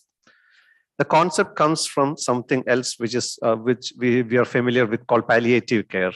Palliative care was once upon a time thought as an end of life process, that once the cancer treatment, everything is over, then you leave them to the palliative care physicians so that they die peacefully. That concept in the last 5-6 years has changed dramatically, and they're more and more advocating with scientific evidence that the earlier you incorporate palliative care, the better is the outcomes of patients also. So now the concept is that when the patient is diagnosed with cancer itself, which is a little bit advanced cancer, by the time you start with surgery or chemotherapy or whatever it is, we also involve the palliative care team also to take care of their symptoms mainly. Another side of this is what the healing ministry would like to put forward. At the time the patient is diagnosed with a problem, that is the time we have to pitch in and start supporting them emotionally, financially, socially, in every other non-scientific ways. So this healing ministry should have a holistic healing need not wait for the medical treatment to end or for them to go out of the hospital, we can start within the hospital. And we do see that very often in our Amala campus, where priests and nuns keep on coming and meeting our patients and keeps extending their supports. Social workers keep meeting them and asking checks about their financial situation, social situations and arrangements like that. Now we know that the reality of India is a little bit very diverse. The reality of Kerala might not be the reality in a metropolitan city like Bombay or Delhi, or that might not be the reality in tribal areas where many of you would be working. In most of the tribal areas, they may need to travel for 100 or 150 kilometers far away to get a medical treatment. By the time they reach there, their energy would have been drained. They will stop. They will decide that leave it. Let's go back. Let's go back and let that patient die peacefully or so. But that's not what we want. We need to help them support to get the proper treatment at the proper place and complete the treatment as expected. One major factor is the lack of awareness among the mass. They are guided a lot by quacks who might tell them that there is no more treatment, you need not do anything. But there are many conditions which are changed a lot, that in the recent years, the treatment is much better in many situations. So an awareness has to be given to the patient or the suffering family right at the time of diagnosis. The diagnosis might have happened in a village. The doctor might have diagnosed a disease. They have to be aware what all are the treatment options and what all can be offered to them. They need not travel for 150 or 200 kilometers away to get this knowledge, because by the time that they reach there, they will get drained of everything and they will stop treatment. But if they are aware that there are treatment options and there are cure chances, there are financial supports available, if all these things are available, they can have a cure. If they are aware of these things right from the beginning, right from the village itself, right from where they are staying itself, that can help them to complete the treatment. One important way by which this can help is telemedicine. We have been hearing a lot about telemedicine. Telemedicine, unfortunately, hasn't taken off like the way it has been expected to, basically because many have the feeling that telemedicine needs a very big infrastructure with big cameras and TVs and everything like that. But with the advancement of mobile technology, I think a handheld mobile camera itself can act as a good telemedicine, provided we have centers like Amala or St. John's or CM Civil or wherever it is, where there is a parallel telemedicine facility, where there are doctors who can sit there and help the patients out there. So just imagine of a situation where in a village, there is a patient who is diagnosed of a cancer or has a lump out there, and they need to know exactly what is the prospects or what is the prospect of their survival. If there is a parish priest or a small healing center out there near their village, if they can afford just a connection, if CBCI could arrange for a network where there are doctors in various specialties in different centers across the country, have a fixed appointment time, and they sit and chat online with a video camera with the patient, clarify their doubts, and tell them that this disease is curable, this disease might not be curable, the cost of treatment approximately might be this much. That will give the patients a better, clearer idea as to proceed for the treatment, rather than blindly going and inquiring in a big city like Delhi or Mumbai and getting lost in the city all of a sudden. So I think telemedicine can be something that can be worked out. Another concept that came to my mind was that decades or centuries, a couple of centuries back, or 1.5 century back, we know that Saint Chavra Kuriakose Eliasachan made a revolutionary change in the Kerala landscape, educational landscape in Kerala, where he brought about the idea of a school for every church. I was thinking, why can't we start something like an Aradhanalayatinu Aduralayam? That means a healing center for every church, which is a small center. This is not a hospital. We don't need a hospital. We have hospitals around. This is a center which caters to all of the supportive care for healthcare, which could include counseling supports, which could include arrangement of financial supports, help the patients avail all the available financial supports, arrange for a palliative care team, arrange for a physiotherapy team. These are small things which can change the life of a patient. Thinking from the perspective of a church in Kerala, we know that the family units in each of the parishes are very strong in the state of Kerala. I'm not completely aware of the situation in North India, but in Kerala, we have these family units which are very strong. And there are so many people, members in each of the family units who have time to do voluntary services. These are the people who know the whereabouts of people who are sitting around their houses in the neighborhoods. If there is a patient who is suffering in their neighborhood, they can get the information of this patient or this family and transfer it to a nodal center in the parish. The parish priest can act as the person who can take care of these issues, and he might be in charge of this healing center also. The healing center can assess what kind of support does they want. Is it a palliative care that they want? Is it a physiotherapy that they want? Is it an end-of-life support that they want? Some patients might be nearing death and they know that there is nothing better, no more hopes. They might need to complete many formalities like preparing their will and discussing many things with other people and all those things. So those supports could be offered. And a healing center could be something that takes holistically the care of the patient, except for the scientific medical side. So these things can easily get incorporated into each of the parish.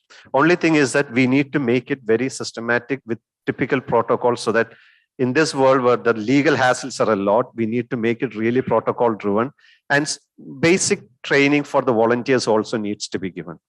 Each parish need only 1 or 2 nurses or healthcare providers to look after. The rest, everybody can be lay persons who can just act as a very good volunteers for these things. So this financial supports also has in Thrissur diocese, we have a center which looks into all the financial supports that's available from governmental as well as church activities. So this office there looks after all the financial supports, and I think there are more people going to that office than to the other family apostolates or other centers. Basically because they get a idea as to what all are the application processes, where all should the application go, and all those things. So a support like that, if that can be provided at the church level, and if in the diocese level or archdiocese level, if there is a prospects of looking in for a mass insurance schemes for the faithful, that would also be another thing that could make the patients or their family come to the church when there is a need, and they will understand that there are options or opportunities for making their lives better. So another concept that I was thinking was that when we started, I'll talk about this Amala Wings just in another minute. But when we started this Amala Wings is a project to support the cancer kids, the kids with cancer. So in Kerala, there are 2 centers mainly dealing with treatment for cancer, pediatric cancers. One is in Trivandrum and one is up north in Kannur. So in between any of these patients, in any of this district, when the patients are diagnosed, they need to travel to these places to get free treatment. So I'm not talking about corporate hospitals which has got centers, but they cater to only 5% of the population. So I'm talking about the common man's hospital. So the patients has to travel around 6 hours to get the treatment. So what we thought that in central Kerala, we don't have a center, and we should do something to support the kids with cancer and their family. That's the reason why we started Amala Wings, where we offered them financial supports. Parallel with financial support, what they wanted is that patients from Palakkad or Malappuram or a bit far off places from Thrissur, they need to come over here, stay here and get treatment. So stay near a treatment center is still a problem. This is a small problem for Kerala, but I'm sure this is a big problem for many other parts of the country.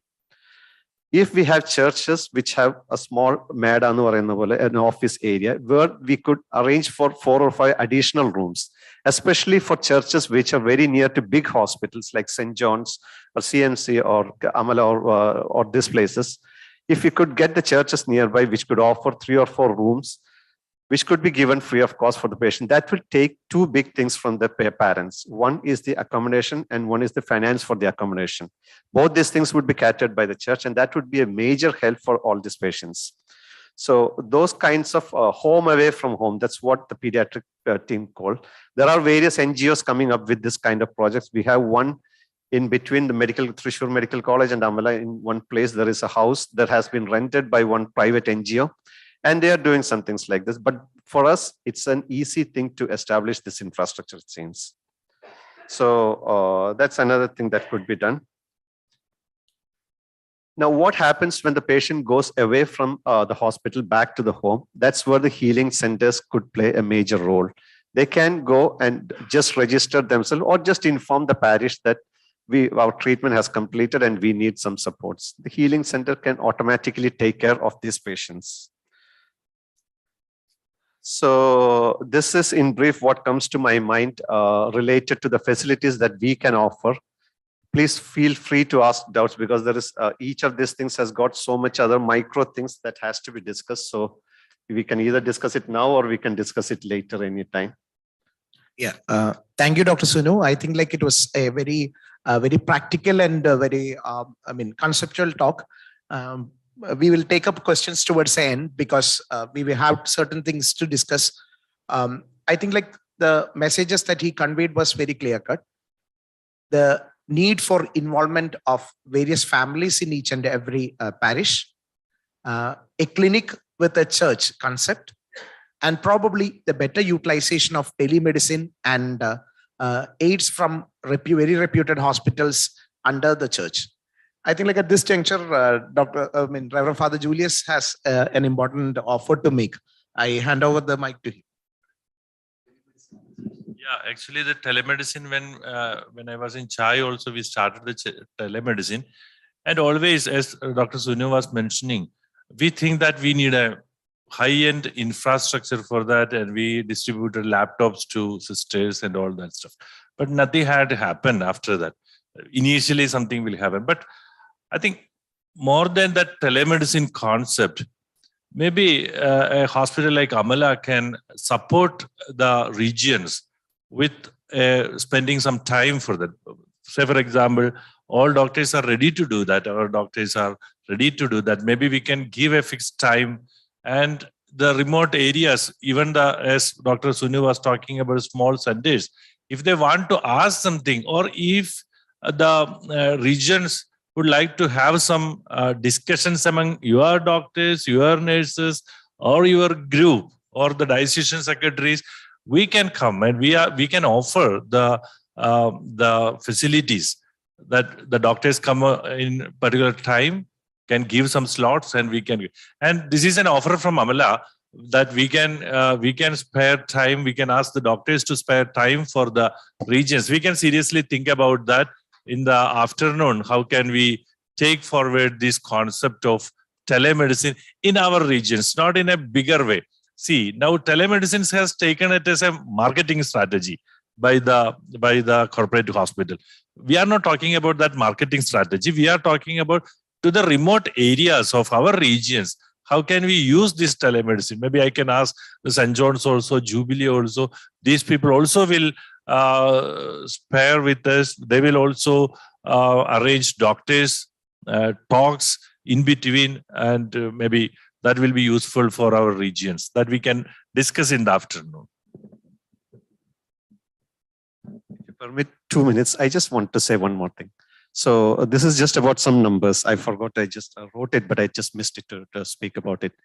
The data says that every year in India, I think you will be aware of this data also, economic data. Every year, at least 3% of families are going below poverty line because of treatment expenses. So this is something where we can afford, we can try to help them by reducing the cost, not only by the direct, because the treatment cost does not involve only the cost of medicines or surgery. There is a lot of logistic cost that surrounds this. And if we could support a lot of those things, that could be a big thing. The second thing is about the pediatric cancer that I was talking about. If you look into the data of the best of countries like USA or the Western European countries, 80+% of childhood cancer is completely cured. It's not curable, it is cured. They cure it. 80+% is complete cure and long-term survival with the disease not coming back. In sub-Saharan Africa, this 80% comes down to 10%. In India, this is around 30 to 40%. The cost of medicines there is really meager. All this medicine that is used in pediatric treatment or the surgical facilities is age old, like 30, 40 years old. None of these medicines are really costly. The problem is logistics. 80% coming down to 30% in rural India. The main reason is they do not complete the treatment for various logistic reasons. That was one of the ideas why we started the wings also. So this, if we can bridge that gap, like providing the logistics, providing the support, providing the parents the job that they're losing, all these things itself can cure diseases. It's not the cost of the medicine, because the medicine that hardly costs around 100 rupees or maximum 1,000 rupees per cycle, which is affordable, and almost all governments gives free treatment for pediatric cancers. So medicines are not a botheration. Surgery and radiation is not the botheration. It's the logistic that kills around 40% of the children. So that is where I think we really have a big space to clear it up. I think it's very true, because I, being working in Amala, I know like how many offers or how many discounts we give to the patients. We have 30% reduction in the total bill to all patients who are admitted in ward. We have many charity programs like Wings. Still, we find that there are some patients who tell that they cannot afford the cost. But when we look at their bills, that will be very meager. But why they feel that is because of the transportation charges involved, the number of visits they have to make. Probably that is one venue which can alleviate the burden to a very great extent. I know how busy the doctors in Amala are and how difficult we find press for time. If an institution like Amala can offer to provide teleconsultation services to the areas of need, I'm sure that most other hospitals would. I think it requires a huge round of applause for Amala per se. Thank you. Now yeah, sure.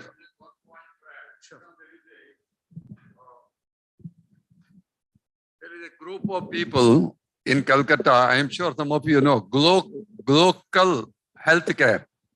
Global Healthcare, if you go to website, you know, they started 5 of them, 5, one IAS, IPS, and one businessman, one big successful orator, and like 5, one Christian, one Muslim, one the other 3. 5 of them started. Why can't we give the affordable health care to the rural poor? And they started with the 1 hospital. Now they have got 24 hospitals. They also have got a big center for the telemedicine. And especially they are catering to the telemedicine services, especially Orissa area. And this is precisely what I have been insisting on Chai to start a telemedicine center, which is powerful enough with a good hospital. But what they are telling is that they are not able to keep the big doctors.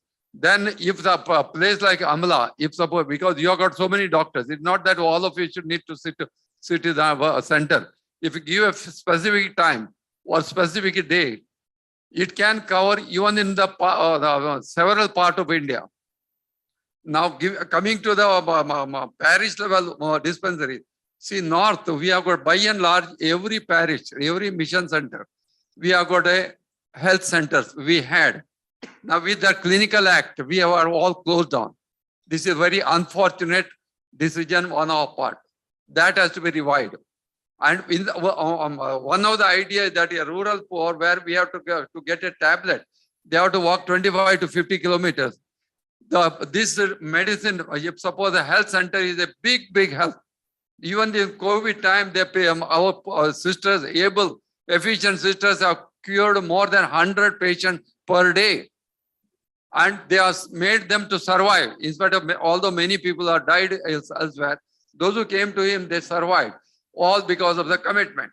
Therefore, these centers, if we can empower them, or these centers are given the facility, like we are sure, this is a church, Catholic Catholic Church run this one. I have been asking also St. John's, why can't you put up a powerful telecenter? All the doctors did not say one day specialists are available, or after recording the case, you can refer it. But I can tell you, we can do wonderful work in all over India, not only just Kerala. You have got now 2 medical colleges, there are 3, I don't know how many are there. But all this, what I am telling is, even one medical college can give that service. I am sure we can make a revolution in India, healthcare system, especially for the rural poor. I am concerned only rural poor, irrespective of caste, creed, and all the sectarianism.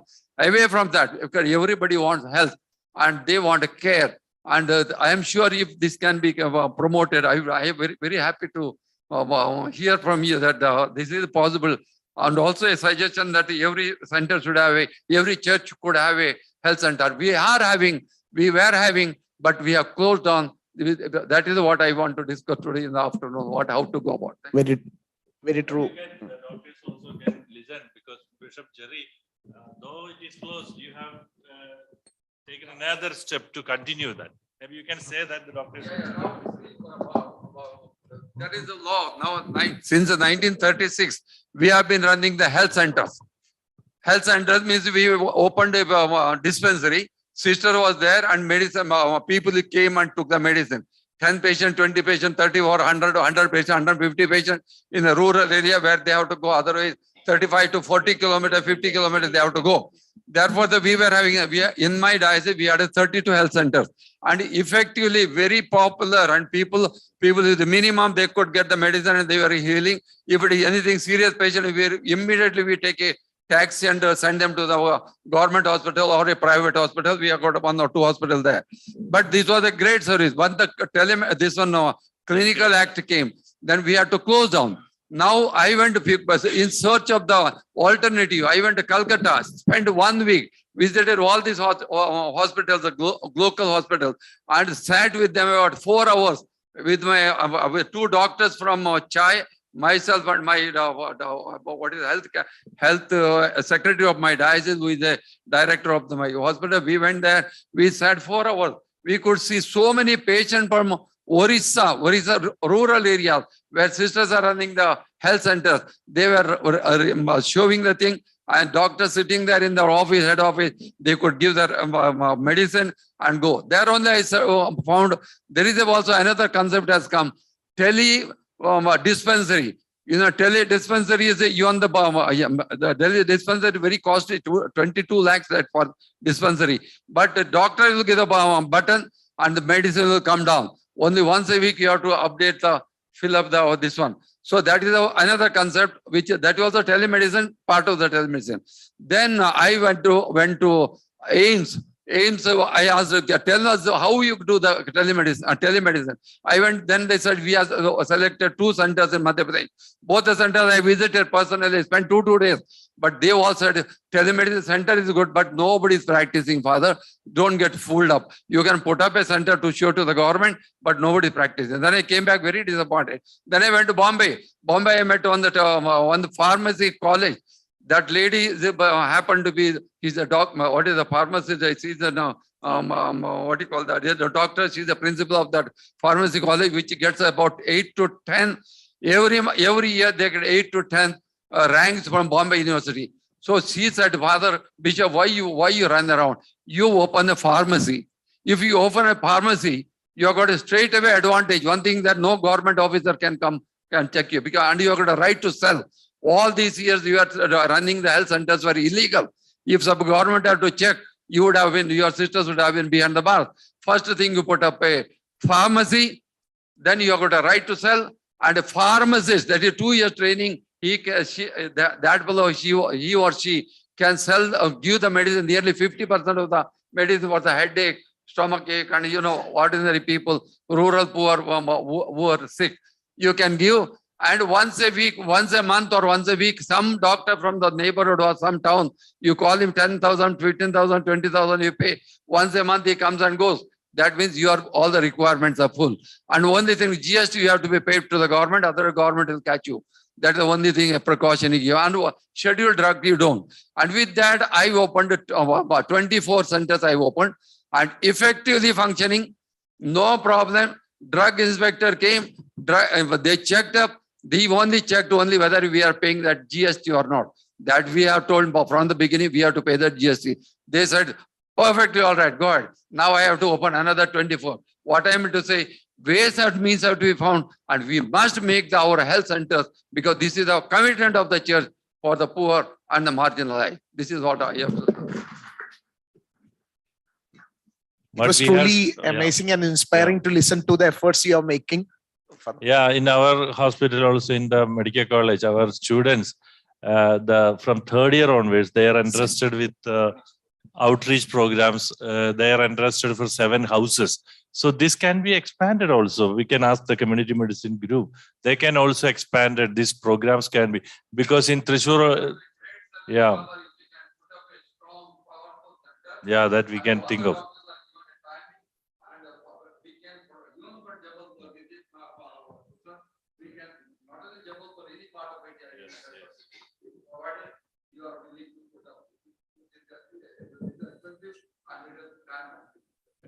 Points are well taken, Father.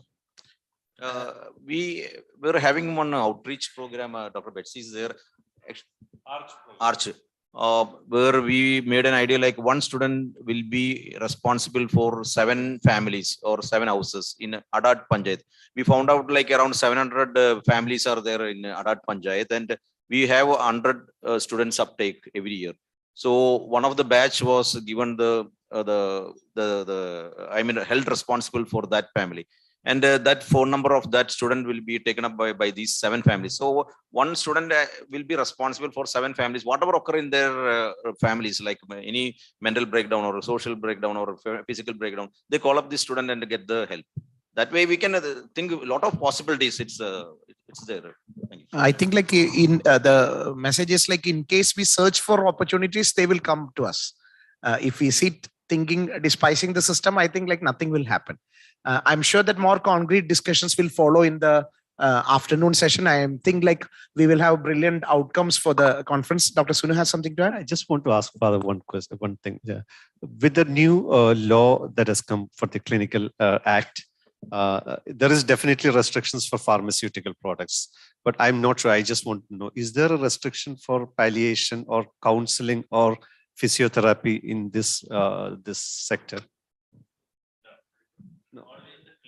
Okay. In pharmacy, there is no restrictions. The pharmacy, I think the rule law is much more stricter. It's not so easy. It's not so easy without license and all. Pharmacist can only dispense medicines prescribed by the doctor. I don't think the pharmacist is allowed to dole out but medicine. storing the medicines, everything will Storing, need yes. license. Yeah. That you need license. And the drug inspector will come for inspection. And for in your experience with these clinics, if we do not have a pharmacy in the center, do you think that the patients are less interested in coming up? Fine, yes.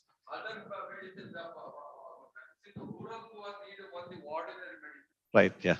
And water medicine, no problem at all.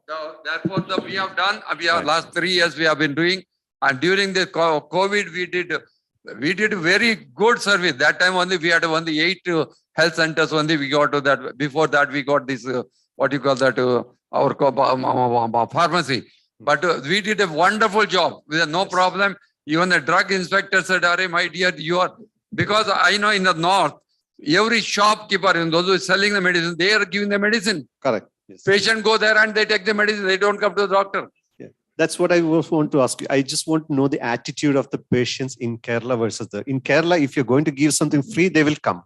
Otherwise, if you say that, come, I'll give you some counseling and all those things, people in Kerala might not be.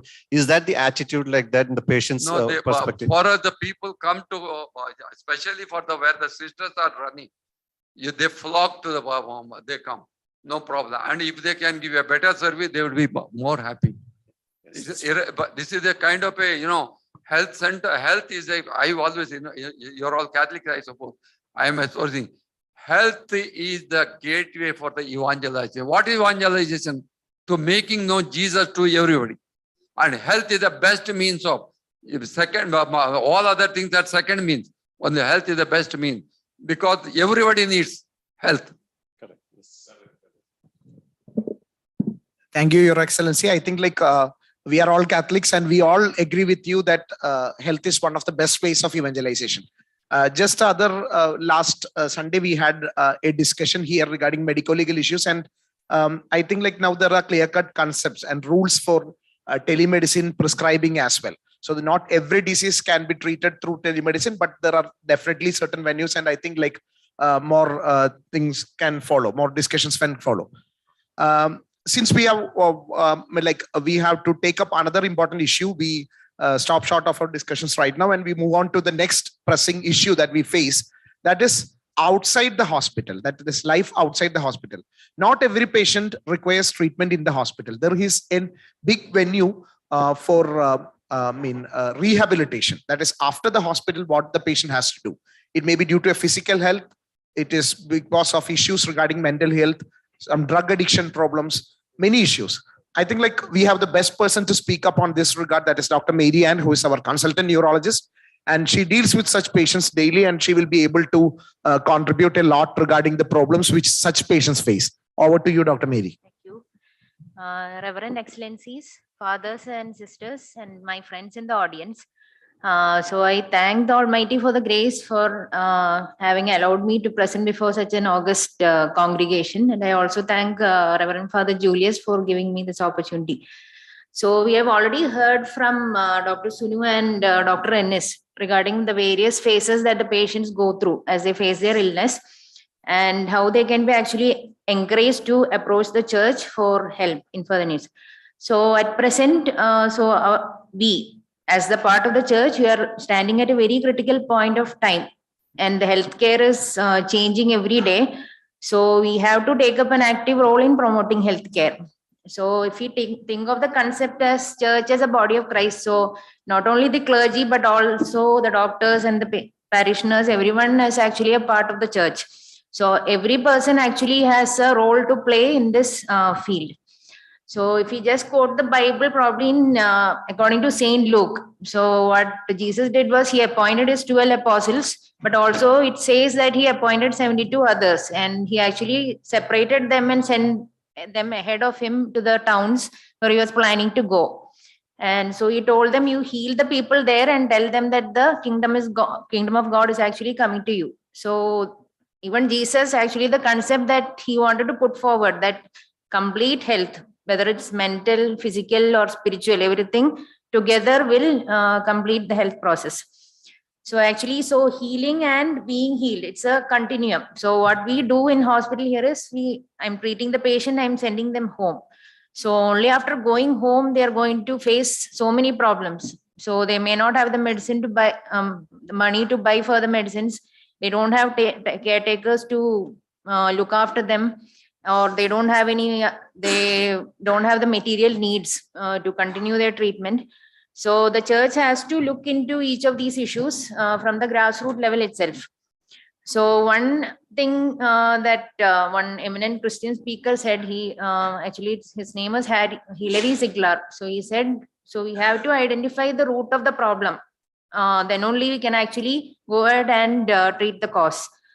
So as we were speaking to Father Julius earlier, he actually told that our doctors, during the COVID times, actually our ASHA workers and the government was actually making the effort to inquire after our health, how we were progressing daily and whether we had any material needs, and they were actually taking steps to provide it to us.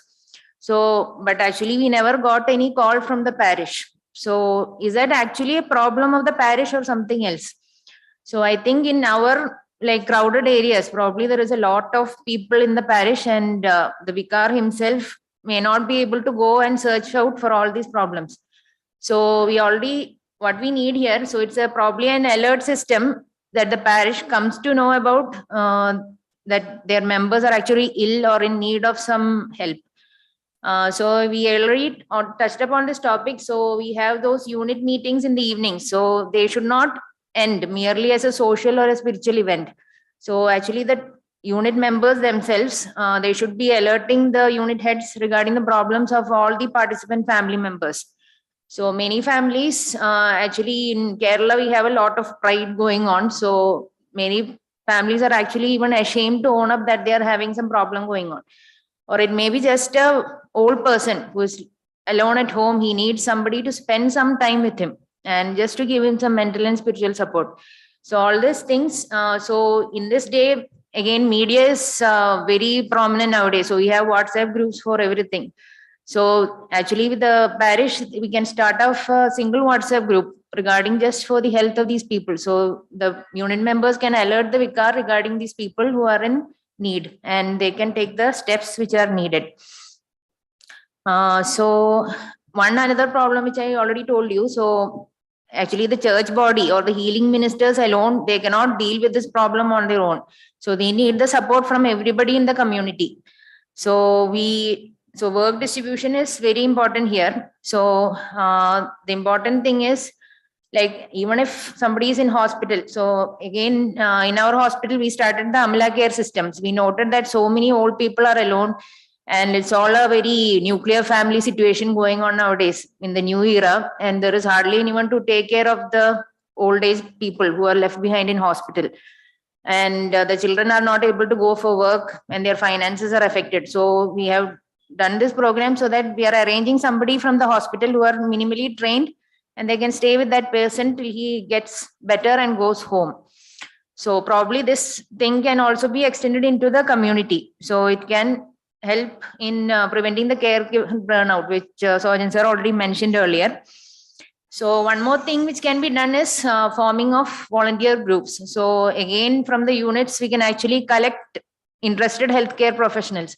So it may be doctors, nurses, physiotherapists, or counselors. So all encompassing actually all the fields of healthcare. So once they come into the group, then if you identify the persons who are in actual need, so some may be needing physio, some may be needing rehab, some may be needing counseling. So according to the need of the hour, the help from these persons can be disseminated to them.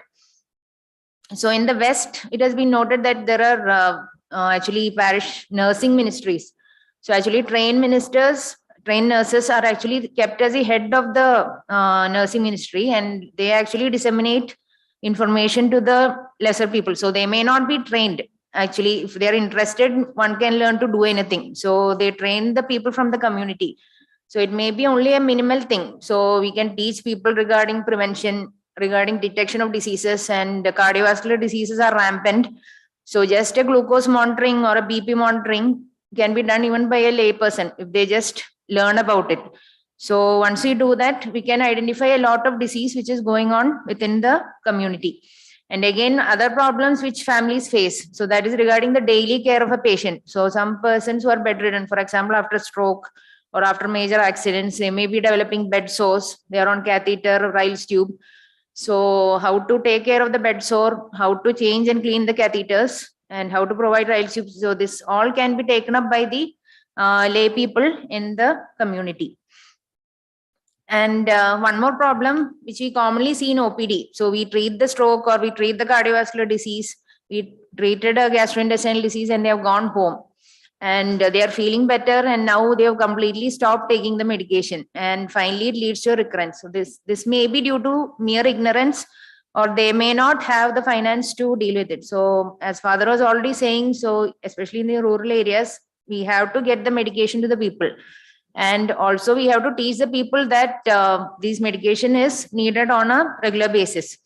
So one thing maybe we can do is medication banks. So we already saw the mobile pharmacies, which His Excellency was mentioning. So if we have, so it's found that, and again Sanjeevani, which Father Julius mentioned. So actually there is a lot of medication which is lying idle in the OPs, and actually it's sad to see that so much medicine is going to waste. And actually people are begging things. So actually medicines for epilepsy and all are very expensive nowadays. So and we get a lot of samples. So if we are able to collect all of this and bring it into a bank, then probably we can disseminate it into the community.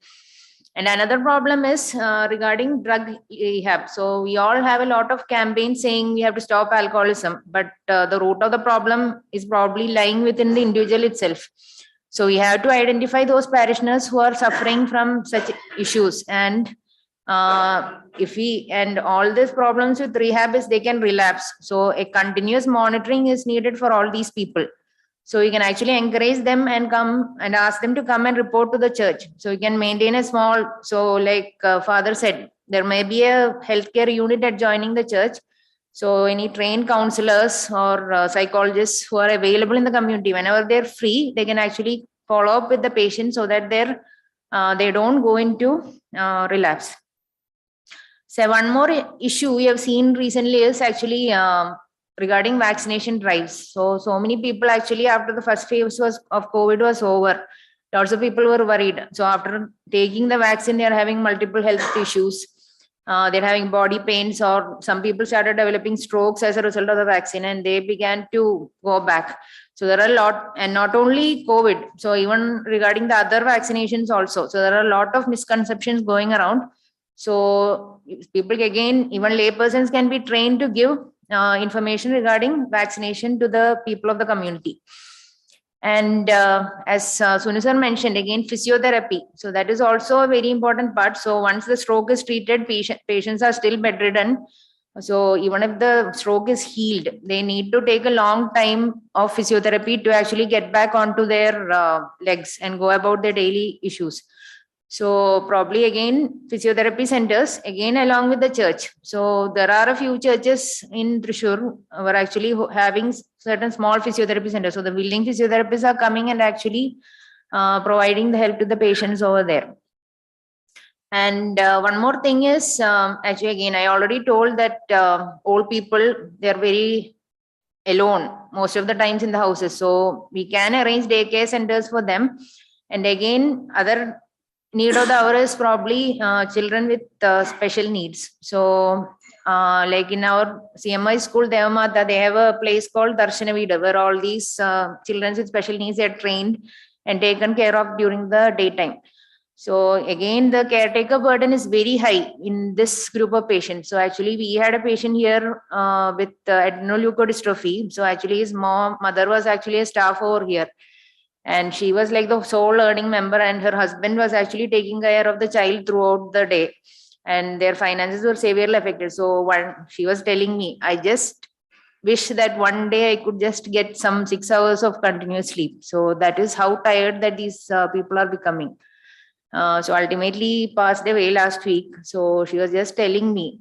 So I don't know whether to feel relieved now, just that or I just want to go. I don't know whether to cry or just go to sleep now. So that is how sad many of the caretakers are feeling.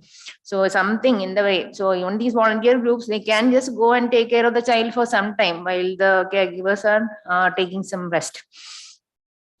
And one more thing is, like, people who are residing within the town, so they have easy access to Amala, they can go to Jubilee, but even people within the outskirts of town, so they are having severe problems reaching the hospital and gaining access to medical services. So actually, my one lady who comes to help my mom, so there was a railway colony here, and they were actually relocated to a place just to the outskirts of Thrissur. So all of them are Christians, but nobody ever goes to church, and actually drug addiction and peddling and all is very rampant over there. So if we could send someone out into those communities and just monitor them, probably we could make a great change in their lives. So one more thing is, early thing we can do is, can a hospital adopt a church? So if like Amala could take care of some churches within the vicinity, probably we could, and vice versa also. So some of the parishioners can actually adopt a ward or a clinic nearby and actually go and visit the patient. So Jesus also says you go and visit the sick and they'll be happy. So that part can also be seen. So we always have to actually ask the parishioners also to take an active part in the health ministry. And even the Christian Prophetic Mission says that we have to speak out to the people, even if it is unpalatable to them. And especially in these times when our flow from foreign money has been cut off, partially at least. So we will need the cooperation from the society also to take forward the finances. So if we see the miracle of Jesus, so he actually divided like 5 loaves of bread and 2 fish. So I just heard this in a sermon, but it touched me greatly. So the priest was actually saying whether it's actually a miracle or what Jesus did was he took whatever that little boy had given him and he shared it among the few people. So whatever the people were having in that crowd, they actually took it out and started sharing with all, and finally all the 5,000 were fed. So this was probably one motive we have to take up, so that we can also actively contribute to the community. And actually some foundations in Thrissur, like the Chiramal Foundation, so they were actively involved with dialysis and kidney donation. So father has actually gone into cloth banks and local, local markets So he's encouraging the local farmers to actually sell their produce in those areas. So thereby the economy also among the community is improving. And so all this is mainly in regarding to the town area. So when probably we go to the tribal areas, it's going to be a completely turntable. So I don't have much experience. So probably what mission we have to adopt there is to reach the people, teach them, and then treat them. So only if we go along this continuum, probably we can make some groundway towards the tribal or the interior community. So as father already mentioned, so we can organize regular camps there. We are all willing to come and help out once in a while. And again, we can take regular classes regarding vaccination, then regarding the prevention of disease, maternal and healthcare. So maternal and healthcare, it's a very neglected field, especially in the interior. So we have to actually teach them regarding these issues. And we can actually encourage them to attend the maternal and child clinics. And one more issue, probably again in interior areas where is rampant is malnutrition. So, and malnutrition is a big problem, which leads to a lot of lifestyle diseases. And it is very much more in children and maternal sector, and also in the elderly. So we can start some Meals on Wheels program. We can get the funds to donate meals to such people. And thus it can be improved. So these are the main things which I wanted to touch upon. So actually Gandhi said, whatever we give to the poor, they will see God only in the form of bread. And one more thing is, the last thing which I want to touch upon was the stigmas which you are facing. So actually even Jesus said, only after the person is re-entering into the society after being healed and he is re-establishing the connection with his loved ones and re-entering into work, only then the healing is complete. So after the sermon on the mount, he actually cured a leper and he said, you have to go to a priest as the third part of the purity phase. And so this priest, he would actually declare the person as cleansed and allow him to enter into the society. So the stigmas now, probably it's not related to leprosy. So still rampant in so many things. So if we take an as simple thing as vitiligo, so many people are actually afraid to go to that person thinking it's a communicable disease. And one more thing is HIV. So it's slightly on the less. So actually when I was studying in Mangalore is a very high high section. There's a lot of people with HIV there. So actually the Chameleon Fathers, they were having a small place there called Sneha Sadan. So they actually rehabilitate the families and the children of the HIV afflicted. So we also had a ice cream parlor over there. It was called Ideal. So these children, when we used to go to visit them, they would just wait to get that Ideal ice cream. So their requirements are so simple. That's all. So if they get that itself, they're happy. So some little thing which we can do. So if we can improve the mental and spiritual health, that will be helpful to them. So, so Jesus just started his mission on earth. So Saint Teresa of Avila was saying, we are the hands and the feet and eyes of Jesus on earth. And we are the hands that are here to do good and carry out his work further. So I also would like to conclude now, just asking the Holy Spirit that he'll support us to give courage in our mission. Thank you. Thank you, Dr. Mary. I think it was very enlightening to listen about the role of church in post-hospital care, probably opening up venues for physiotherapy, rehab centers. All this could be done with a bit of an effort. Now, we understand that the situation in Kerala is different from the situation outside Kerala. So probably we would like to listen to you as what issues you face and what are the venues where some care is needed. From the how to do it will be discussed in the next session. Probably we would need more discussion regarding what are the venues which require our intervention. So can somebody from the Northeast or West help us? See.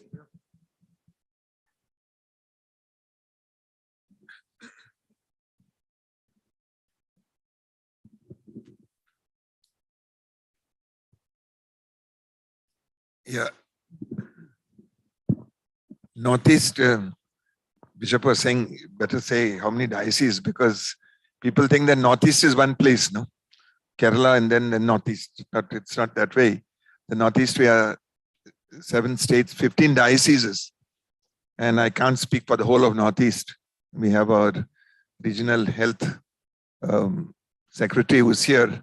He's new, but coming from one state only, though I'm in charge of the Northeast Health Commission.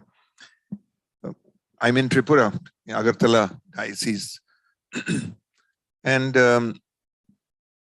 everything is very beautiful here and very novel. And when you speak of life in the urban areas and the rural, as Bishop Gerald was saying earlier, we are, what you talk of the rural area is actually very different from where we are. Getting medicine itself is difficult. Getting treatment itself is difficult. So we have the airlines are making, special planes going to Chennai so that people can go to Vellore, and the flights coming to Bangalore and all these places, so that people can get medical assistance this side. But just to briefly say that basically we are looking for better health facilities, and these related things like post hospital care, what Dr. Marian was talking, or also about what you were talking, Doctor, this morning, and the other doctors talking about. They would like to meet an oncologist because they don't like so much to hear about what they all can do, that they can get healed straight away. And I've met with a doctor, and I need help for someone in my family or friends, and so you'll take care. I think we need to, probably when we discuss this afternoon, we might be able to see how we can use our centers. One of the things that we have been talking about earlier, these sisters who are mostly our sisters have been in the forefront with dispensaries. We had what we call a dispensary in every place. But because of this act, we can't use it. And many sisters they still are trained, but they have stopped because their congregations have put them in the schools because you can get more money there, and then those centers are closed because but doctor, this morning when you were talking, and I think I shared that with you, we could also make these, and doctor mentioned about home centers, and these kind of things we need to think about more. So while I listen to you, and I think this would be my experience and our experience, we would be there would be other parts of the country where we would take up with this, and we are following what you are saying. And it's not only help, especially people are not so much interested in, at this moment, I think, I may be wrong, in our areas to get counseling.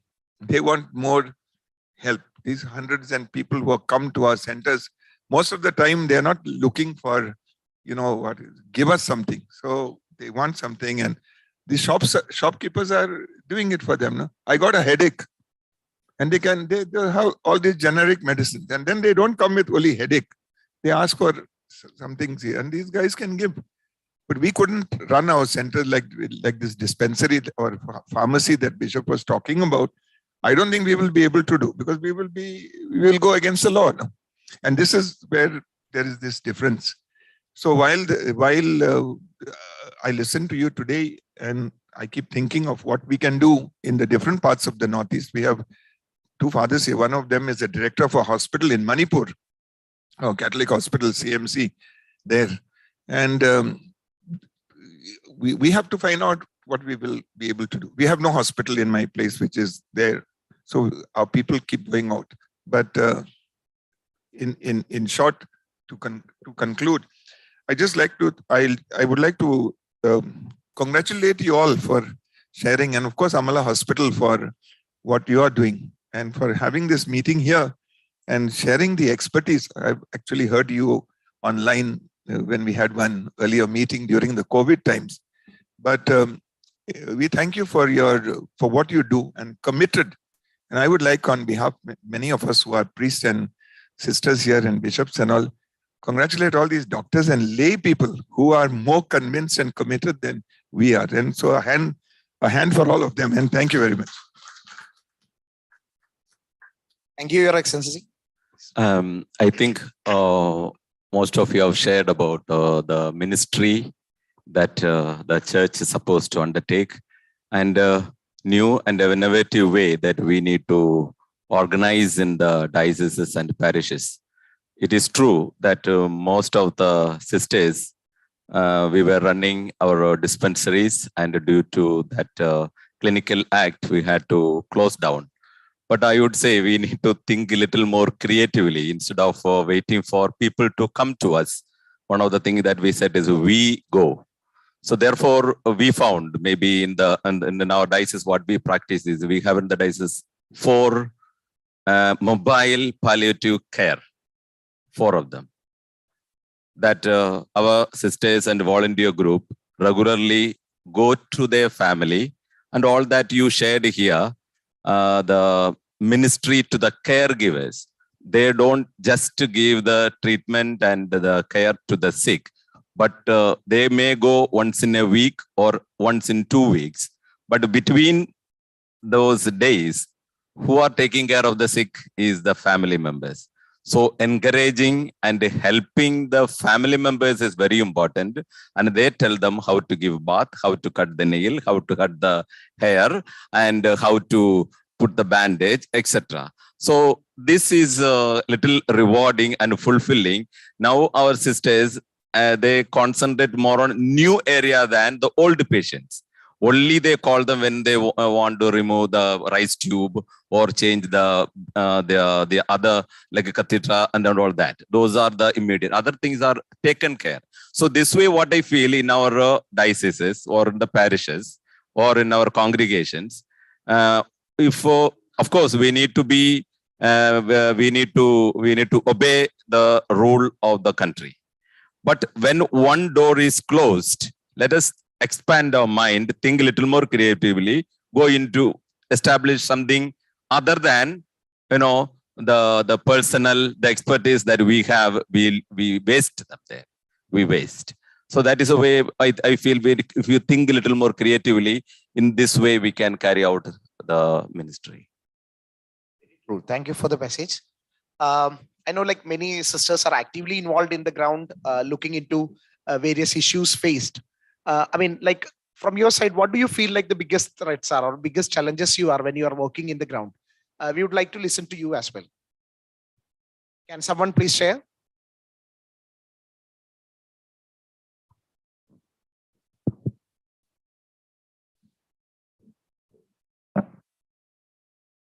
I work with Raigad Ambikapur Health Association in Chhattisgarh. I work under 3 dioceses, Jashpur, Raigad and Ambikapur. And at the time when the Clinical Establishment Act was announced, we had 94 rural health centers, and the sister nurses were very, very active. 30, 40, 50, certain people, sisters had more than 100 patients per day. And it worked as a very good small hospital. And sisters took courage to give antibiotics and other things, perhaps more than they should. But patients got all right. And after the Clinical Establishment Act came, all got frightened. And the provincials, usually they send experienced sister nurses who are retired and, who can be in a place like that. So they were afraid if the old sisters will go behind the bars, what they will do. So instantly about 20 health centers were closed. Now we have 65 health centers functioning. What we did, just now Bishop was saying, we started thinking what we can do without going against the legal rules of the government. So we started with the NCD program, especially for hypertension and diabetes. And we selected villages in the 3 dioceses, 46 villages. And we told people how we do and what we do, and they would be ready to cooperate with us. Such villages we had selected. So it had 230,000 population, and we screened all who were above the age of 30, and male, female, and we got over 6,450 or more diabetes patients, and hypertension was much more. Then we took them in groups to our empaneled hospitals, which are a little far. Then we accompanied them in four-wheelers and all that. We took them to hospital, gave them free consultation and 2 weeks of free medicines. And this consultation, the slip, the doctor's order, was we took a photocopy of that from the hospital and we kept it in our health center. And when we said, if anybody comes and asks why these patients take medicine from us, we say that prescribed medicines of the doctor, we are just continuing the treatment. So we are following them up and we are giving them treatment through the rural health center with the prescription of the doctor. And after 6 months, whoever would like to go for further investigation, we take them. Now we don't go with them because they know the hospital. They should go and come back and continue whatever medicine. And we get medicine from low cost in Baroda. And the medicines are stocked with the sisters, so they will get it much cheaper from the health center. So this is how we manage our about 65 health centers which are functioning. So in under that, like we have the prescription, so we do other treatment also there. That is very people. And I have instructed them that they should keep the antibiotics, if at all they give, they should keep it away from the health center, but keep mainly like paracetamol and cetirizine and any ointments, ORS and other things when they come from the government. If they come to check in front, those things should be there, and say we do that. And I have met a CMHO in the different districts, and I have requested them that we would like to give, at least allow me, if a person comes with diarrhea and very much of dehydration, can I give a glucose saline? He did not give permission. So we are keeping more of ORS and other things. But sometimes health center is there, doctors, the government block hospital is there. We get the prescription from the block hospital and give them IV in the health center because they will get it more clean procedure and they will get a place too. Very inspiring, sister. I think we had a very active discussion. It was really inspiring to hear the selfless acts that each one of you is making in your own areas. I think on our behalf, we would like to present a big round of applause to each and every one of you. Thank you so much. May God bless you more. Before we conclude the discussion, let me thank Dr. Renis, Dr. Sunu, Dr. Mary, and our beloved director, Reverend Father Julius, for making all this points, taking time out of your busy schedule and making this a very interactive one. Before concluding, let me just stop by sending one sentence that one of the important venues that which we never touched upon was a big movement under CBCI where all lawmakers should be influenced, and such Clinical Establishment Act itself should be under the purview wherein services which are beneficial to the humankind should never be stopped. That is another venue which CBCI should be in. With that, I'm sure that concrete discussions will follow, good decisions will come up. Once again, thank you. Thank you very much, doctors. Actually, when Dr. Ennis came, he said his blood pressure is high. Now my blood pressure is high because, when I asked these doctors to present something and I was underlining, you say some scientific points, but they have taken all the science from the Bible. And I thought I was the only person to speak about Bible and Christian theology.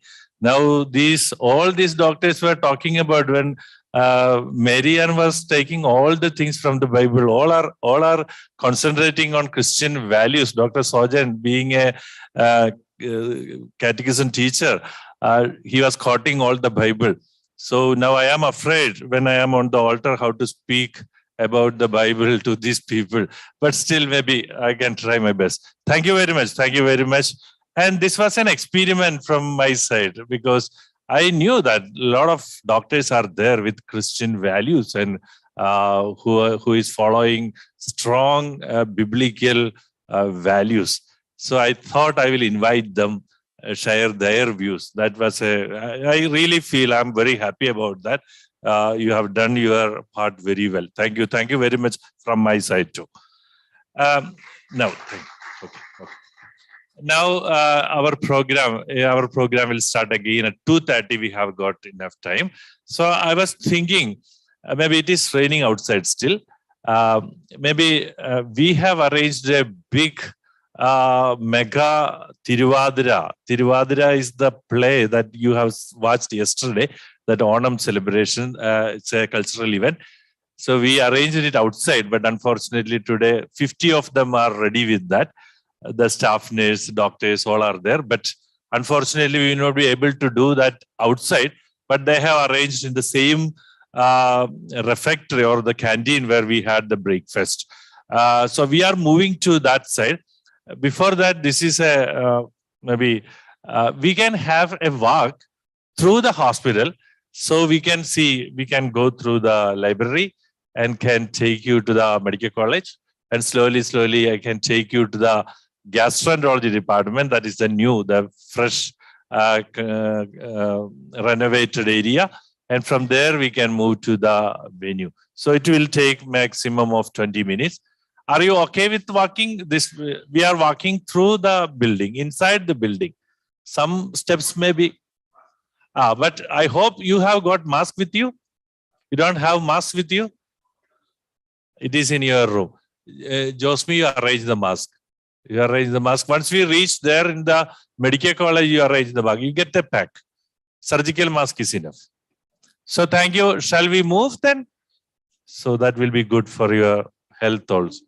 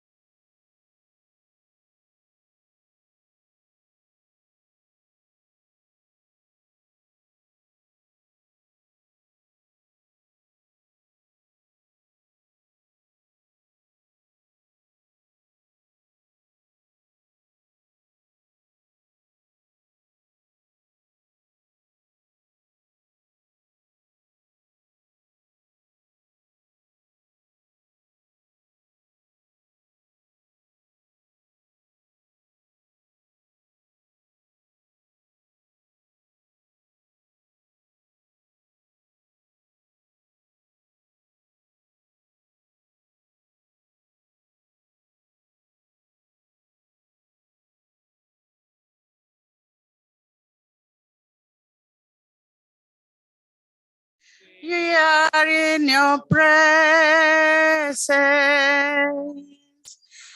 Lead us with your power. Living sign of peace. Welcome, Holy Spirit. We are in your presence. Lead us with your power. Living sign of peace.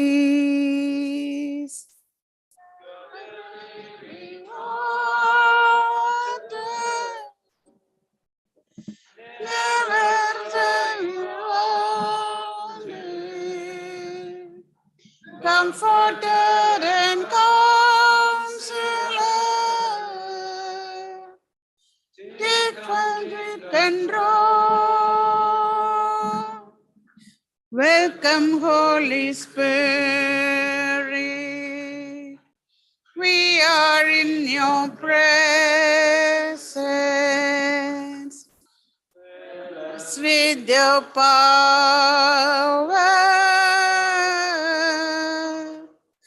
living sign of peace. Thank you, Sister Josephine and team. From yesterday onwards, we were discussing many concerns, and now this is a time to think very personally, how can we take up these points to our region and implement differently? What steps can we take to implement these programs? That is the main concern. So what we are planning to do is, now it is 2:30 to 35 maybe, we will sit for half an hour in regions, maybe 2-3 will be there.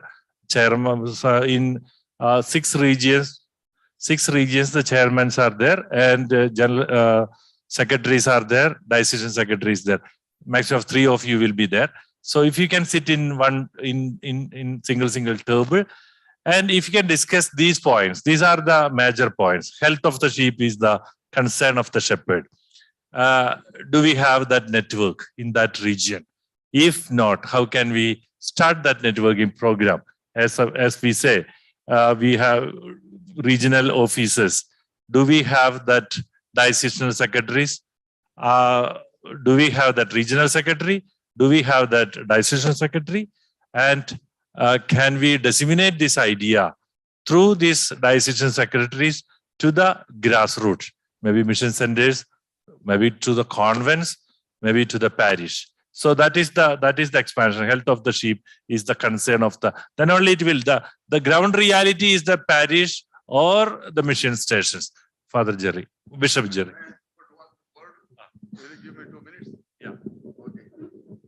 Now you are a secretary to what is secretary to the CBCI Commission for Health Services, isn't it? Health Ministry, Healthcare. Now, will you be able to push through the CBCI, making Health Commission of CBCI the agency to promote the health? Okay. Once that commission is, not only that, I have got my suggestion is that this should be registered body, just like the Caritas is registered. That is a social wing, no? This is the health wing. It should be registered. And all the activities undertaken by CHAI and by SDPI, whatever may be, it should be monitored through the CBCI. Then you ask us, then we give you a concrete action plan for the at least our region. Otherwise, last time also we made a concrete action plan, nothing has come about. Therefore, now I am putting this was a suggestion, whether you will be able to say Health Commission of CBCI will be as effective as the Caritas, and all activities undertaken, all the health activities undertaken everywhere, it should be monitored by the Commission. This is my suggestion. But I don't know whether it will be that easy, because it should come from the CBCI level. Now we have only 3 members. Now only they recognize that they are the members. Okay. Only the bishop, the chairman was there. And when I was appointed as the bishop, maybe remembering that situations and everything. And when I was appointed, the thing is that I have given 29 crores, 29 lakhs, 29,000. That was the account. That was the account. I have given an account and it was that. Forget about the money part. And first I didn't know who and I asked them, what is that? This is CBCI Health Commission and we have CBCI card. And what is the CBCI card? What is the CBCI? Then only I recognized that there is 2 member bishops and I contacted them. Then only they also recognized. Then they came, they are the members.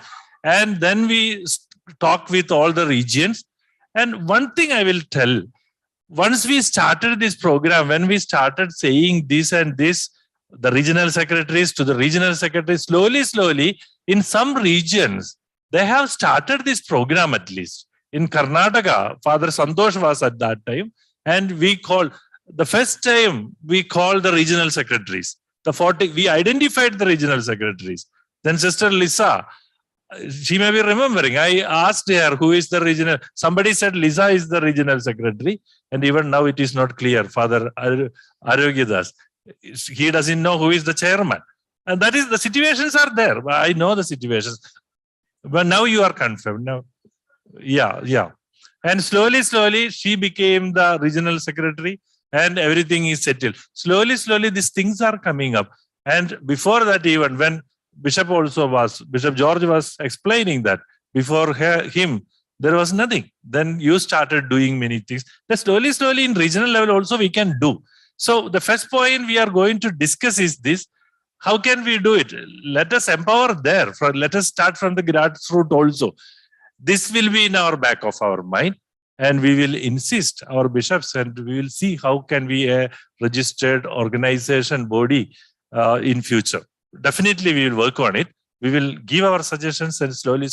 That's a great suggestion. It should be like that. It should be like that. And we have to do for that many steps. So this is one point. Can you take the next point?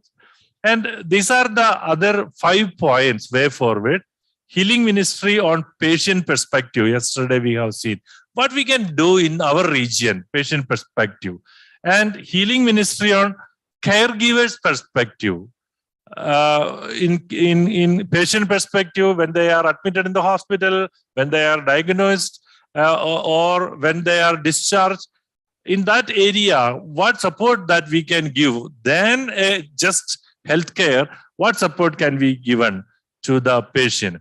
And caregivers, what support we can give to the caregivers, that also we can discuss. The role of parish priests and religious in decision making at various levels.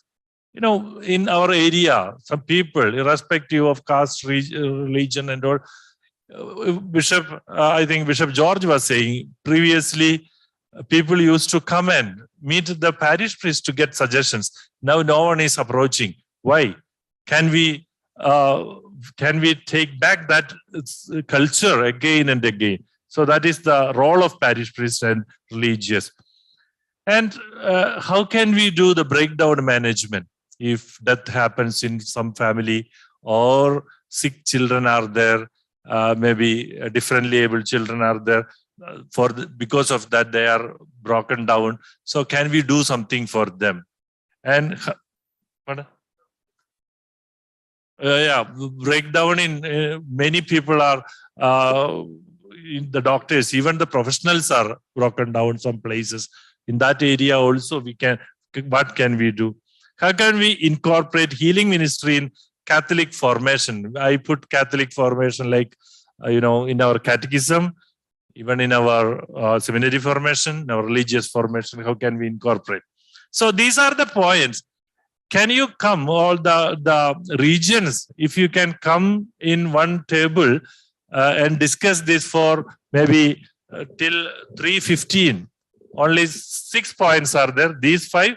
And the first one is our networking system. So can you come over here, the bishops? The Agra people, if you come, you go to your bishop is not there, no? So you can sit somewhere. Okay. Arogin can join with them. Agra people will come here. No, Madhya Pradesh. Where is that northeast? Northeast is you and Bishop. One more is there, no? Father Thomas. You are alone. Yeah, we can join. You join with Lilisa, Sister Lilisa. Almost Maharashtra and Kerala sit together. Bishop can sit here. Father Paul is with whom? Philo, Sister Philo, you sit there. Elizabeth, Sister Elizabeth, you come here. For Bishop, you sit here. You only two. Kiran also can join in Madhya Pradesh.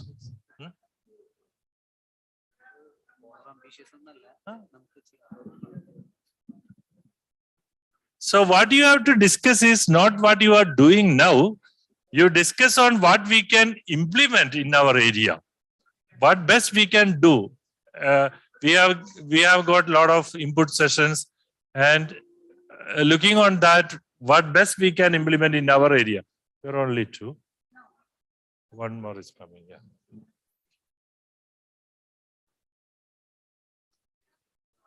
Huh? You want to join with them? Maybe this is Jharkhand. Okay.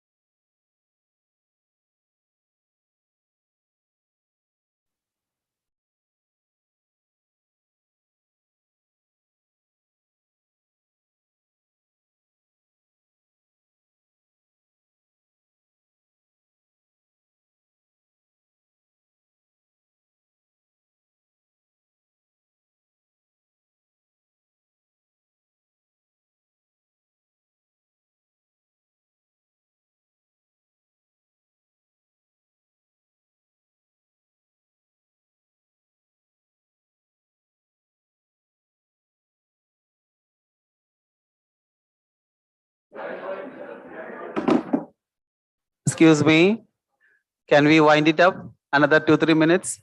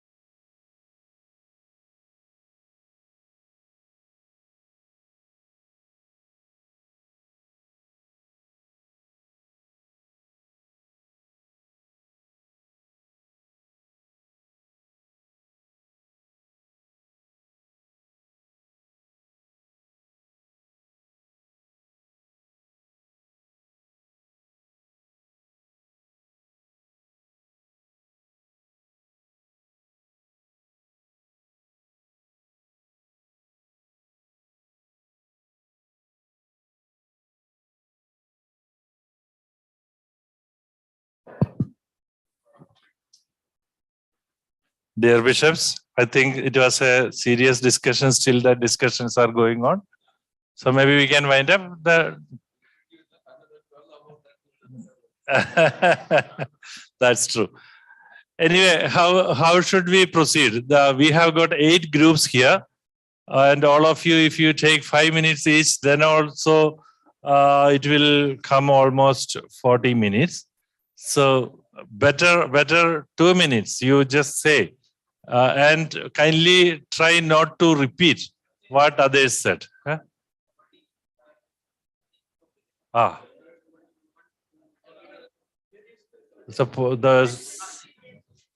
Then there will be issue. Okay. Maybe we can start with you take 2-3 minutes maximum, and others please add. If something to be added, you just add. Okay. That way we can go forward. Or shall we start with the first point? If you say, and others, if you want to add, you can add. The second point, I'll come here, and others, if they want that also. Okay, you start with the first point then. Networking. The first point is about the network. In our region, we have network, but it needs to be rejuvenated and activated. And during the Corona time, we did it so much, but again, we need to push from this different perspective, that is cure and healing. That was not clear to us, but now from here we are to. How about other regions? I think MP has got a networking system. Have you worked on it? The decision secretaries used to attend the program. Online programs, they have come. Any other region? Chhattisgarh? No, networking has started, yeah. Here, okay. Orissa?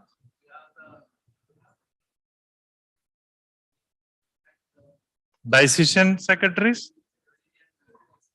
Okay. I think Tamil Nadu, strong networking group is there. And Karnataka, it is there. Maharashtra also, you discuss with Father Sindo, that he has already started. Kerala, she is planning for that. How about Jharkhand?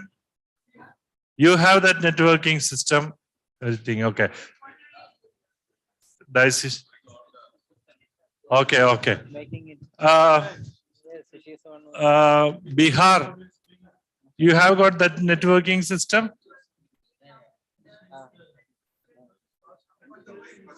This is organization. I'm talking about, do we have that diocesan networking? So that is okay. But what we have discussed is, if you can start the networking, finding out the diocesan secretaries like Agra, like Tamil Nadu, and like Karnataka. These are the three regions, those who have got strong networking, and they are doing a great work, because I am also a member in that group, and I am getting their activities from there.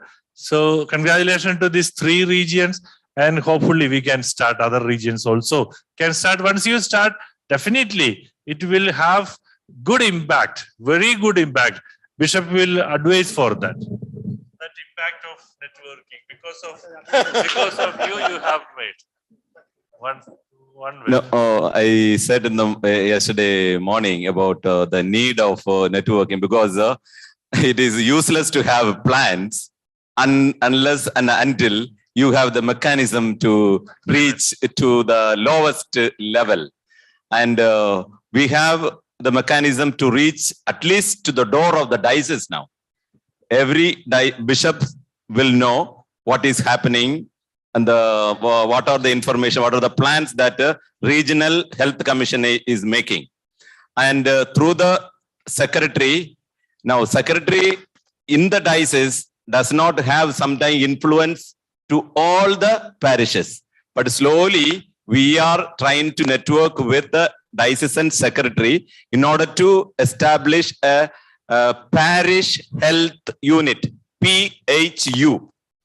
Only then all that we are planning will be successful. Otherwise, it will remain. Now, what is happening tell you the truth, it is happening in the individual dioceses, but not everywhere in the diocese. They may choose where there is a good and a very supportive parish priest. He will give collaborate with the secretary, and he will implement the health program there. Or if you have a college, if you have a school, you will do it. But what about the rest of the faithful there? What about the interior? So we are making effort to reach or create a parish level health unit. Though there may be 2 or 3 people, they will be implementing all that we said, like we are visiting the sick and giving the care to the caregiver, etc. All they will be coming. That will be our next effort. Thank you, Your Excellency. Actually, this is the model. Actually, Tamil Nadu can be considered as a model because Bishop our chairman is fully engaged in it. And also in Karnataka also, I know our Bishop Joseph Arimachad, he is also fully involved in it. And slowly they are developing that system. That will be a model. This will be, and in Agra also, now the new chairman, he has seen everything, and I hope that chairman will definitely support this group. And these 3 groups, they are doing marvelous work, and this is the platform. At least we should have that platform. As Bishop was talking, without any platform, how can we implement it? We know the theme, we know the ideas, how can we implement? So let us make this platform. I remember 2-3 years back in 2000, when we came for that plenary, I was requesting all the bishops to find out the health secretaries, but it is not that easy, I know, but slowly we need to find out. Thank you very much. That is the first point. We are aware about the relevance of this diocesanal secretaries also. Yeah. You don't have a Kerala region doesn't have the health unit. Kerala region, she is there. She is trying her level best because our chai is very strong here. We are working with the chai group, and she is the executive director of chai also. And now she is working. Sister Lilisa will speak. Chai and KCBC Health Commission is working together till March. So we couldn't find out the difference between Health Commission and chai. Actually, the executive director of chai and the health commission were same. So slowly, she is working on it. She is working on it. Kerala region. They were working together. No, Father Julius, the secretary of the Health Commission, CBCI, is from in Kerala and from Kerala. We are meeting in Kerala, and there is no unit of Kerala. This is a very intriguing question. No. Actually, this health commission, KCBC Health Commission was there, and actually he was the director of this chai also. So we had a lot of programs, combined programs. So Father Simon was doing all the combined programs, and so that medical kits and all distributed through the diocesanal secretaries only. They have the system. It's easy to find out. It's easy to. They have already informed. Only the question of where to put the lion. That is the difference. Chai is working. Health Commission is working together. We need to separate it. The themes should be separated.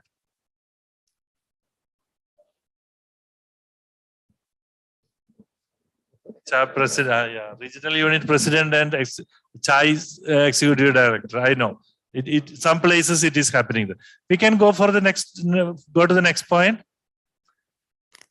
Healing ministry on patient perspective. Yeah. And CBCI Health Commission is separate. Chai comes under the CBCI. Yeah. Taking collaboration. The point is clear. Point is well taken. Cooperation and collaboration can be taken from any level. Yeah. That's not the problem. But the Chai Health Commission of the CBCI should organize, plan, and also animate, and also make sure that every diocese and every parish it goes down the line. Yeah. That authority Chai does not have. Chai has got only authority over the dispensary, which was the health center, which was the member of that. No, we should clearly distinguish. Actually, Chai is the member, institutional membership. Institutions are the members of Chai. So Chai is concentrating, even now, Chai is concentrating on institutions, hospitals, clinics, and all. But CBCI is concentrating on diocese and parish level. So that is the clear protocol. We need to identify if you are president, secretary of Catholic, Health Commission, and also executive director, no problem. There is no issue. Yes. That is true.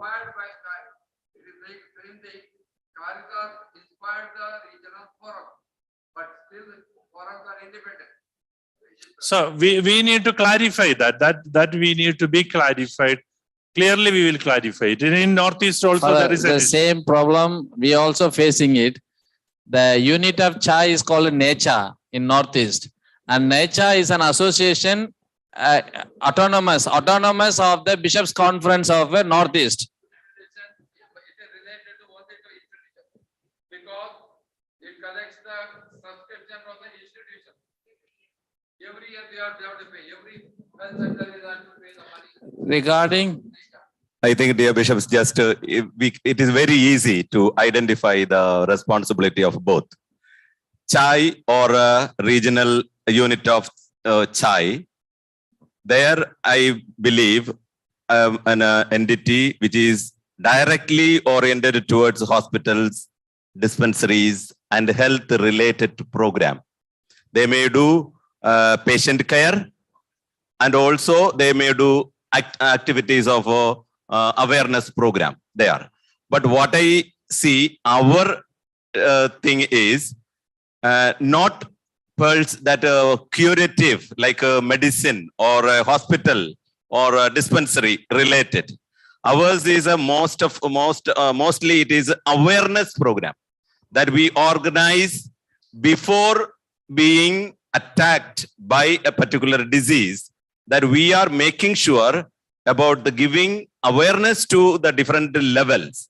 Now, second, they are also doing awareness program. We are also doing awareness program. Here is a place where CHAI and the Health Commission should come together instead of duplicating, sharing the resources and working together. Surely they also need a report for their activity. We also need a report for our activity. We keep them. This is what we are doing in Tamil Nadu.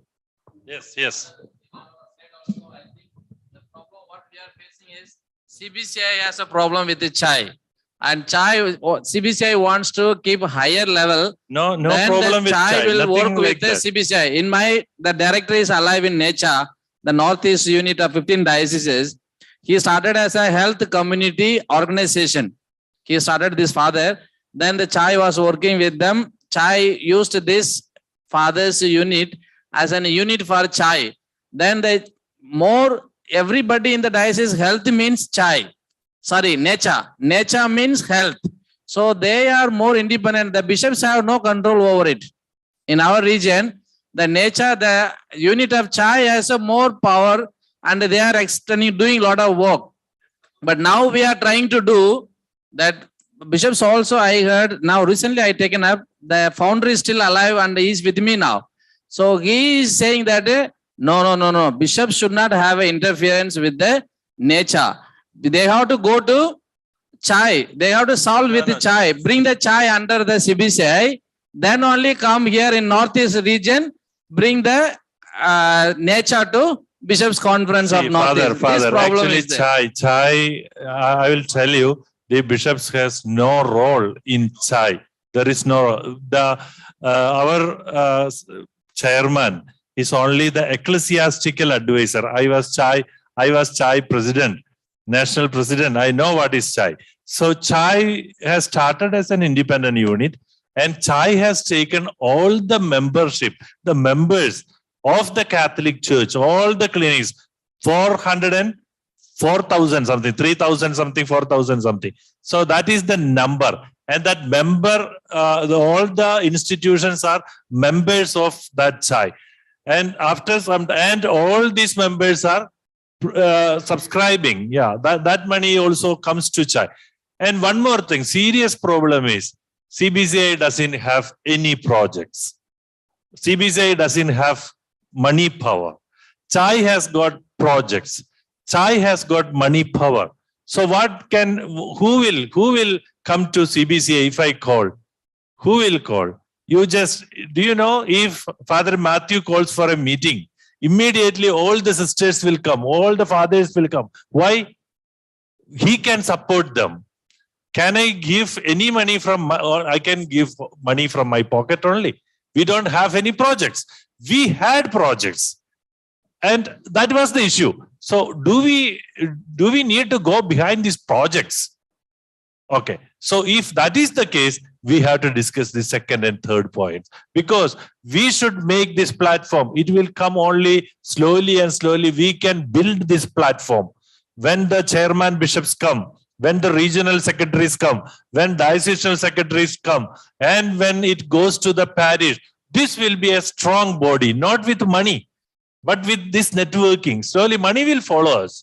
Money will follow us. Don't worry about the projects. Don't worry about the money part and all. But we need to, Tamil Nadu, do you have any money with you? Do you have any project with you? Nothing. But you have got a system there. Kerala can make the systems immediately, fast. And also in Karnataka, they don't have any project. They are planning to do some programs and all. That's fine. So this should be our system. We can't blame anybody. CHAI is doing wonderful work. I'm executive member of CHAI, National CHAI also. So CHAI is doing wonderful. We need not blame them. True that is an independent unit. maybe we can, I don't know if bishops involved in chai, they will not invite bishops. That is the truth.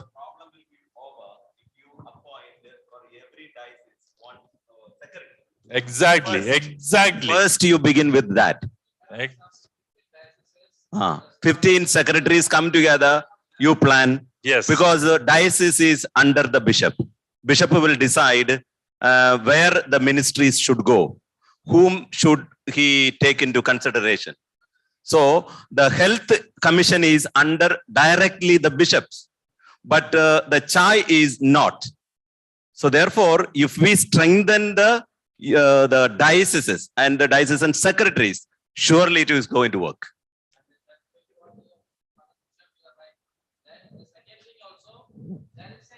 Between these health secretaries and the chai secretary or president is representing. No, he also, most of the diocese earlier time, I think even the CBCI brought this commission later only. The chai was there much before. And therefore now CBCI is forming office for health commission separate now. Recent time, I think they are taking initiative to form it. And therefore the secretaries of chai and the secretaries of health commission, many dioceses it is same person. So therefore they tend to give more importance for chai than the beginning. There will be issue, as Bishop was saying. If we can make the groundwork, if one thing I will tell you, I was chai president and I meet bishops and I say, I am chai president. Okay. The bishop said, okay, fine. And when I became CBCI secretary and I meet one bishop and I say, I'm CBCI secretary. Oh, you are CBCI secretary. What all things are going on? So bishops are interested. Bishops are interested in CBCI program. Bishops will support, definitely will support on CBCI and the KCBC or that regional bishops council. Definitely bishops will support, will cooperate with us. Bishops may not support the chai. Exactly. I don't know. Yeah. Just to further clarify, Bishop George, what you said, I think all of us having the same problem, but you might be able to clarify a little more on. Now this man is the health secretary, Father Ishak, no? He's the health secretary of the Northeast, but he's also the nature director, like everybody else. And nature is registered separate because nature is the chai wing in our area. Our chairman is of the opinion, and he's been saying, we have appointed him as the secretary of Health Commission of the Northeast. Okay, we mean the bishops. And nature is an independent body, and nature has got its own. And they will not actually appoint him. No, not hijack. They will, tolerate him. And I am the bishop's representative of the Northeast for health. But I'm also the ecclesiastical advisor for nature. They tolerate me there. No? And our bishops, this, and he said this should be clarified. And I wish Archbishop Prakash would be here because he is the chairman of this thing. For so long he has been there. And his experience would have helped us even in clarifying. You particularly being with nature before, with chai before and now. And this point, Bishop George, if you could help. You can't. First of all, chai usually does not appoint any priest as the director anywhere. They are sisters, completely run by the sisters. I mean, in the regional level, election, they are elected. Usually, some places only they are in a, shall I say the real history? That actually this chai consider the organization considers many sisters, senior sisters especially, think that this is a sisters organization, and fathers are hijacking that program. And I was the only president in I don't know whether anyone else became the national president of Chai, men president. I was the only, because my name is Julius. They thought that this is Julie, this is a female name. That's why they voted for me. That was and I became the president. I was there for 5 years. Then I recognized even they are fighting. Why this? On that election time, some sisters called me. They didn't know that I am that person. Father, this is a sisters organization and one man is contesting for presidency. I said, what is happening there? I don't know. I was that person. And this was the situation. So this is the reality of Chai. And now we don't know. And I emphasize in Chai, I said, this is not of sisters, not of fathers. The membership is for the institution. I am there only because I am the director of Amala Institute of Medical Science. Amala Institute is the member in Chai, not the person. So that is the thing, that a lot of things should be clarified in Chai. Because since they have got project, it is easy for them to bring people for the activities and all.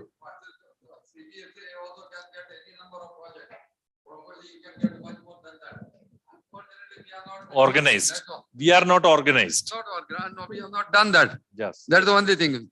Only that Bishop Morris came into the picture that time or not, that the HIV project came.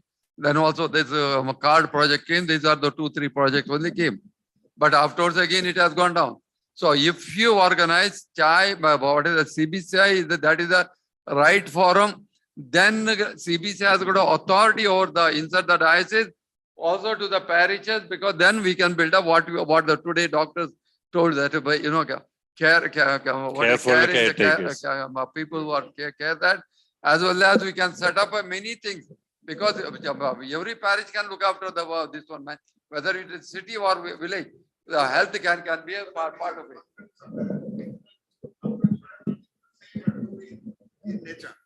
Yes. And so, many of them are priests and sisters are there. So we're saying, who is responsible for this organization to answer for it? Nobody is there. They don't have anyone because they are not under Chai either. They are also registered.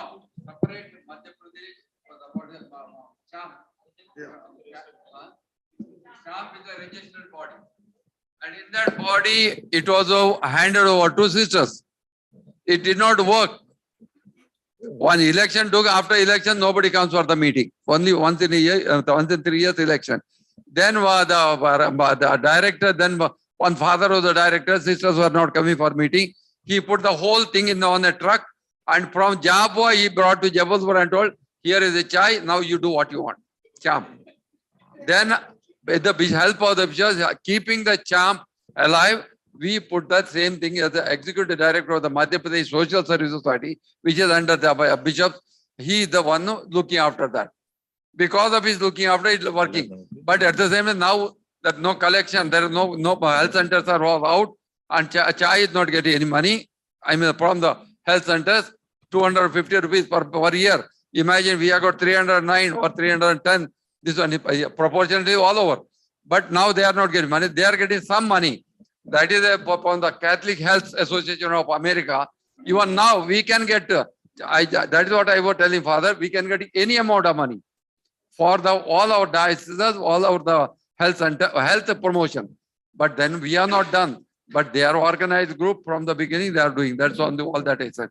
Chai is definitely have done the work because they organized and collected all the health centers, made into a body.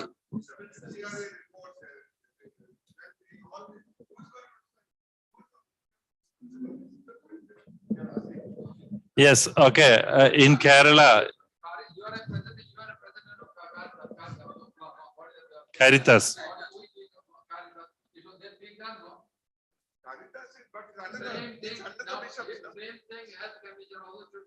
He's saying same way. Social forums are there, organized by Caritas. The same way, why can't we do the health activities? That is the thing. Nature is different, yeah. Actually, in Kerala, in Onam season, we play the Kalaripayat. Kalaripayat is a beautiful art. Actually, it's a martial art. And one person went for this martial art and he studied everything. He knows, we say marmams, the positions. If he stops, that person cannot move then. So he studied everything and came for this Kalaripayat, but he could not do anything. Then the master asked, why you are not performing that? Because people were not allowing me to stand on the ground. They were beating me. They didn't allow me to stand. Once I stand, I can take the actions. So CBCI problem is this. We have got all other points to be discussed, but we don't have a ground to stand. We should start with the ground. Let us find out a ground, platform to stand, and then we can think about doing our activities. Sister Nirmala. Nothing special. I am not going to speak. Actually, the same problem we had in Jharkhand Jan region, Chabijan region. So for us also, Chai, I am the director for Chabij and plus Health Commission. But I think I went each diocese and I was explaining the sisters, the levels, the difference between what is Chabijan, what is Chai, what is Health Commission, CBCI, various commissions. I drew in the board and I was teaching them. So I told them, you should know the difference between what is Chai and Chabij and the Health Commission and the diocese level. So more or less they understood. Earlier, I think before me, there was problem, same like Northeast, something misunderstanding. After that, we did not have any problem. So I think we can rapport build. We have our own board. We have our own governing board. Chabij is having their own governing board. Nothing to do with the Health Commission. So but the problem is why Bishop kept to me. I think he would have selected somebody else, but it's a financial problem only again. So Health Commission, we don't have any fund. So Chabij, some project we were implementing. I am writing projects. So in that way, we combine, we club together, or we can say integrate the mission. That's all. One thing is clear, that point is clear. Maybe I will come to you, Father. As Bishop Jerry was talking about, we should have an independent, strong body as Caritas, the CBCI Health Commission. So we will work on it. We will discuss with the regional secretaries. And as I told you, 3 years back, there was no regional secretaries in our group. Now only we could find out these regional secretaries. And this is a beginning. Maybe this will be this meeting, this conference itself may be the beginning of identifying the CBCI role, CBCI Health Commission role, and implementing the Health Commission role, CBCI, and also regional Health Commission role. Father?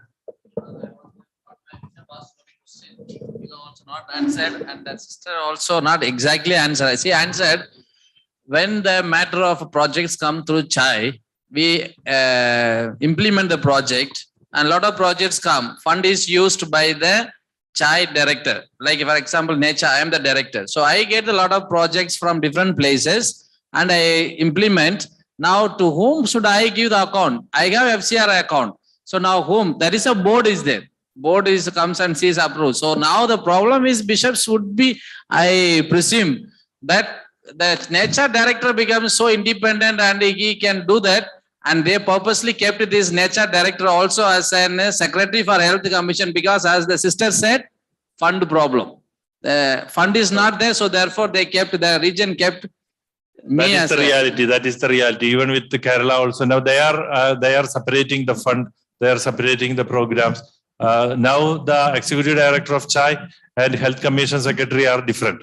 Now till this time it was both of them were same. Now they separate people are there. So maybe as Bishop Gerald said, we will try our best to identify all the bishops and all the secretaries and empower them and tell them Health Commission is different, maybe a registered body, and try our best to make it as a registered body. And let us stop this platform discussion for a while.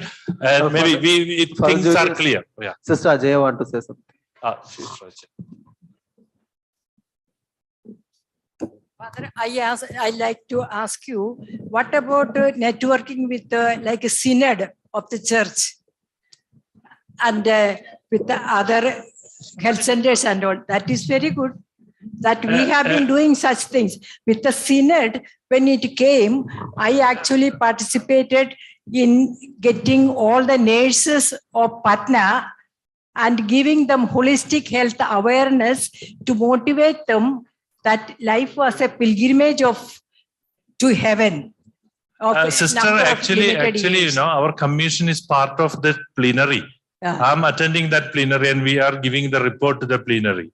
So in November, that plenary is going to take place. So our CBCI Bishops Council is aware about our commission, and we should clarify these things in our in synod also. I mean, in the plenary. That also is networking. Yes. It's not networking. We are part of that. The CBCI only made this commission. So we have been doing it for almost a couple of months. We did it. Okay. So when we come back to these points, the other point, at least we can, if you have discussed, you can say the importance of healing ministry on patient perspective. We have gained 15 more minutes only. So in any of the group, can you say something? Volunteering, that point is discussed in any of the group? What you have some points? The second one, patient perspective, just for an overall view, what we can take to your region and implement it. Father, you have?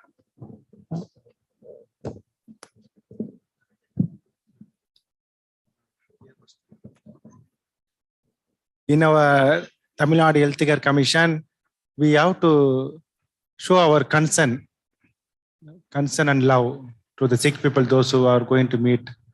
Also, we have to expect whatever the sick people need, we have to fulfill their needs. That is our important. Any methodology you said? Any executing methodology? What we said is it is a kind of a new input that we received. We can surely implement when we have the next meetings of secretaries. Surely the real point is where the cure ends, the healing begins. This aspect that we are going to share with our secretaries in our next meeting, and tell them to concentrate also on this point of view of the health ministry. More than hospitalized treatment, maybe after that, treatment or healing, concern, love or counseling, all that. Okay. Anything else? This is a good point. Next point. This is priest. Say. Okay, we were discussing.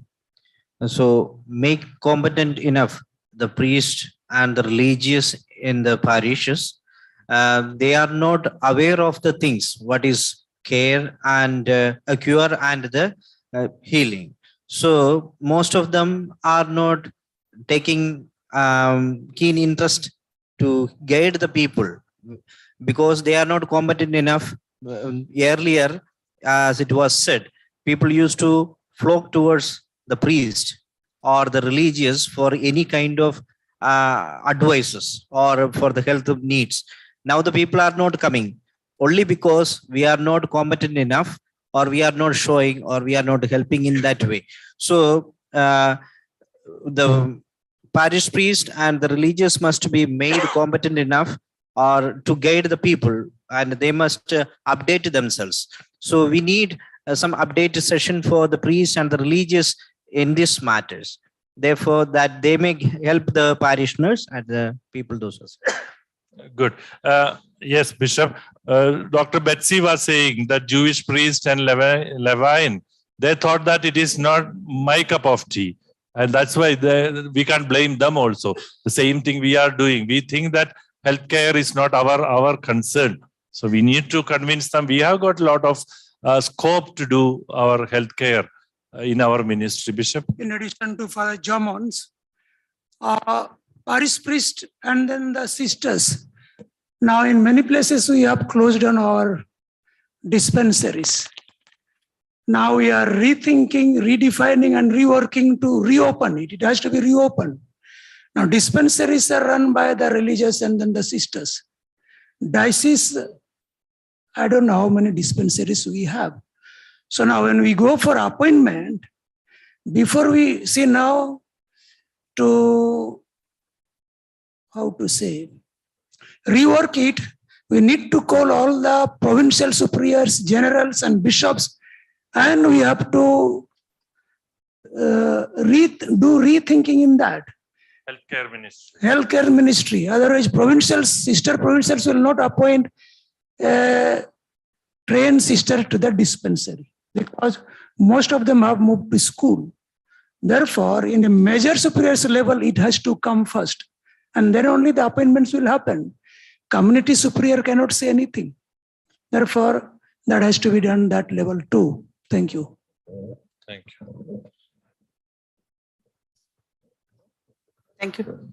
In our region, there are already 2 dioceses are doing mobile unit. They go to the houses and they give counseling, and we would like to extend it to other dioceses also. So they have regular meetings of these volunteers, and they will be given training. So we want to extend it to other dioceses also. That's good. That's good. And maybe the third point was Sister Jaya. We also, when we go to the village, we do a lot of motivation about the holistic health. Holistic health is the health of the mind. Mind has so many aspects, like thoughts, the self-talk that is going on inside, and the conscious mind, subconscious mind. All these are very important matters in a holistic health. So we kind of have to keep peace. What are the negative emotions? What are the positive emotions? How we can keep them in control? How can we eliminate the negative emotions? And what actually is spirituality? That is the difference between the being, that is the soul, and the mind. Mind actually lives in the past and or in the future. For our soul to be really effective, it has to be at the present moment. So once we master that, our soul can control the mind. Then we can have connection with God. All our distractions will disappear. All those are very, very important points for our Christians to understand. So we have been a kind of trying to do that more, even with the synod. When I was talking to all these nations and all, I was including this. And for me, that is very, very important, because the holistic health that we started this, when we started the CBCI commission, we were talking about it. Now, today, I didn't hear anything about it. So that is very, very important. Sister is saying she's doing that. So I also find meaning in doing that, because our people are really downtrodden because they do not know, for example, what the subconscious mind is. Yeah. That is tricking so many of our poor Yes, sister. Christians. Maybe with this activities, if you implement with the parish priests, sisters, and with our activities, we can implement this mind. So the integral, holistic treatment or holistic healthcare in our area also. That is good. You start that in your region. Maybe we can spread to other regions also. When we come to the third point, that was on the caretaker's perspective. We were talking about the patient perspective. Do you have that, Father Oxen, you speak about, because you are doing a lot of work in Karnataka, and this group were sitting together, Kerala, Karnataka, and Maharashtra. So what were you discussing at that time? We were discussing in every parish, we need to have small units where the people, maybe Legion of Mary, Vincent de Paul, they go to every family and they know the situation of the family. They can come and contact with this health commission and get some help. In each diocese, somebody is very sick, they're not able to pay, And there is a option they can visit the diocese and get some help for their treatment.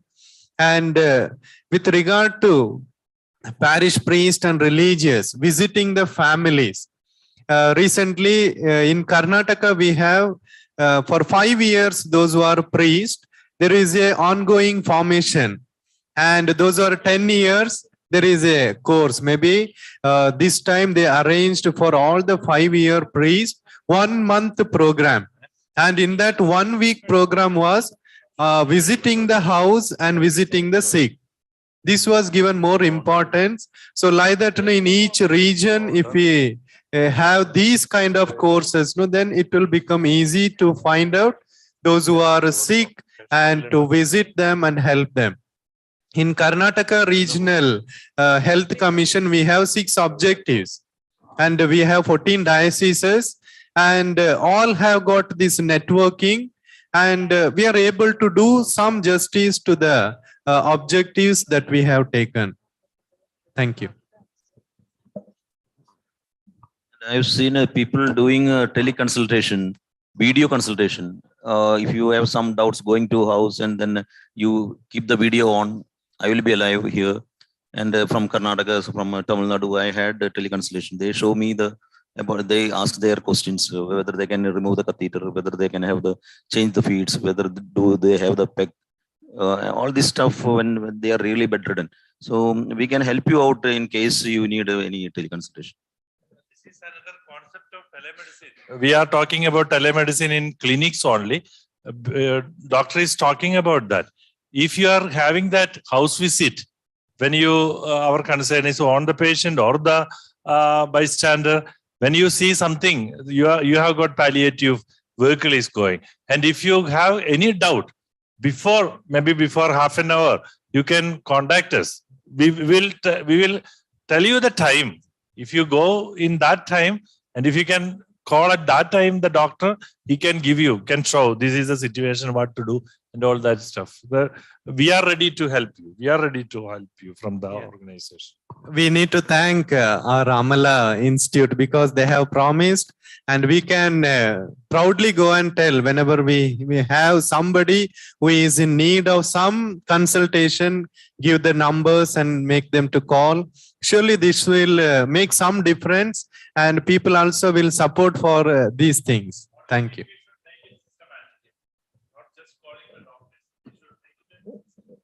Adding to what Father was telling, the diocese where I am working, in almost all the parishes, we have formed the mothers group, because entrusting the sisters in the health center, most of the times it was becoming a failure, because our health center sister nurses are already made as superiors of the community, so they were not able to give more time. So we formed the mothers group in all the parishes.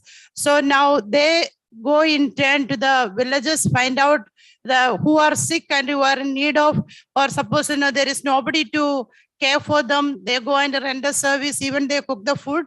And also we have the Marian youth. So those group also, youth group also, we take them in groups to the families or the places where people are in need of. That's the way we are doing it. Thank you.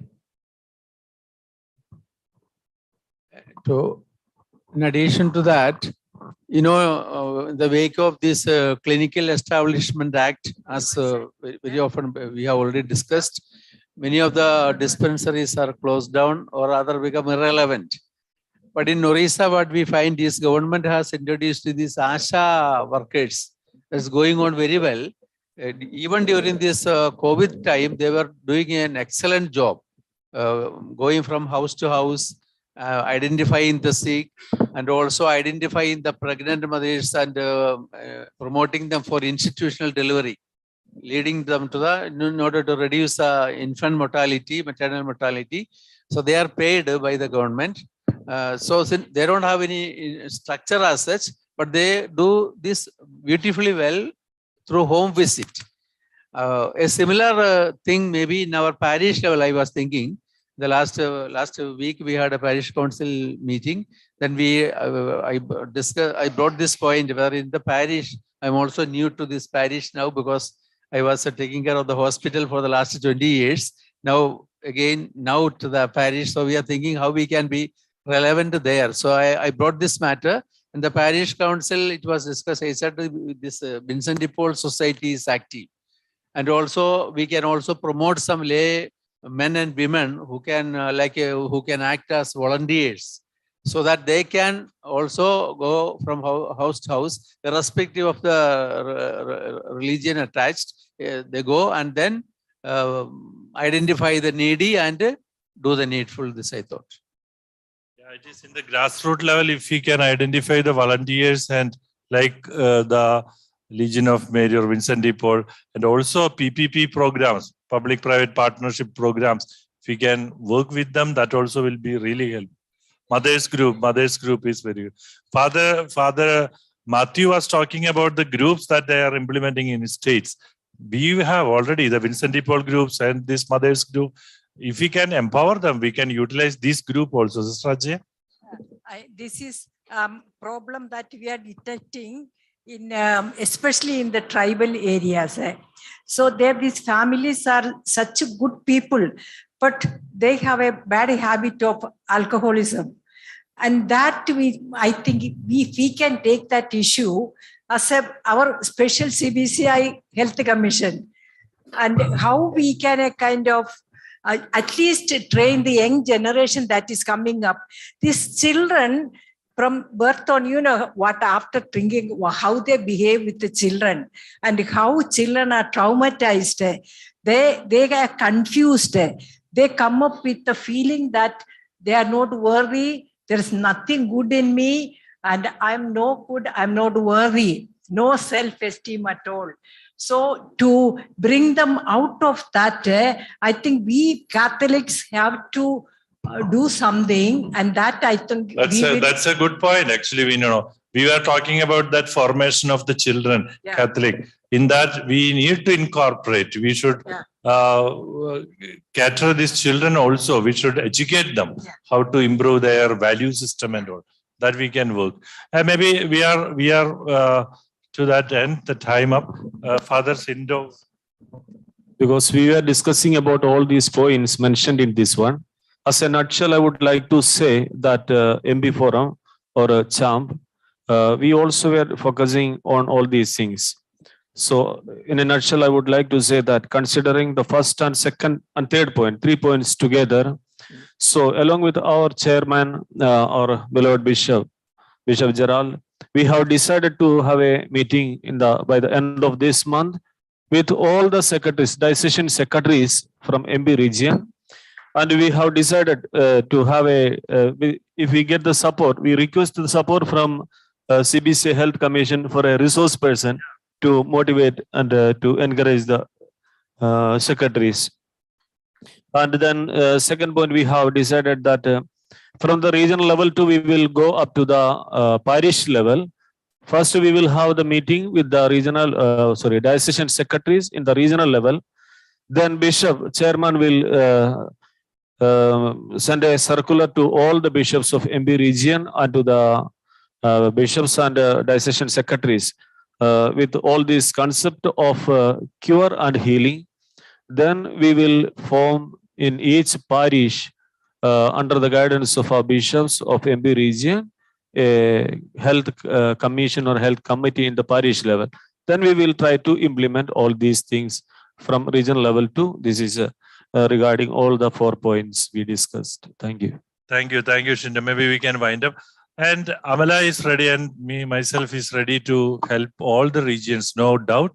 We have got a good resource people. You might have seen that doctors, and even if you want some fathers also, I can ask St. John's director also will join with us. Maybe we can ask this group to support us. From St. John's also we'll get good resource persons. So you arrange, you make the platform, and this clarity will come slowly and slowly. There will be clarity. The platform will be clear, and we all have that passion to do something for the society that we can implement slowly. So thank you very much. Thank you very much that at least a spark of hope is there, that we can in all regions, we can start the groundwork and we can make. Father Bishop Jerry has got a bigger dream that it should become a big, CBCI should be the health system of our church, Catholic Church, and all things should come under. We can dream in future. We can work our best to do that. So thank you very much for all the discussions, Sister Lisa.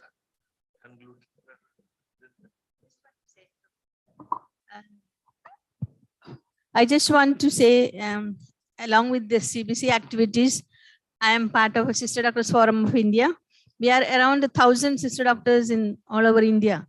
So this healing mission, along with the sister doctors, I think 2023 we are planning for NCD projects. So every sister doctor will be doing monitoring BP, pulse, sugar in each parish level and village level. So we will be able to form a parish cell along with the sister doctor, wherever she is available. It's not all over the parish, but we are limited in number. But I promise, I'm the vice president of SDFI. From SDFI full cooperation to every parish from Sister Doctors Forum of India. Thank you. Thank you, Julius. SDFI actually during the COVID time also they have given a lot of support to remote areas. So SDFI is also very strong. So shall we move to the concluding session? Over to Father Kiran.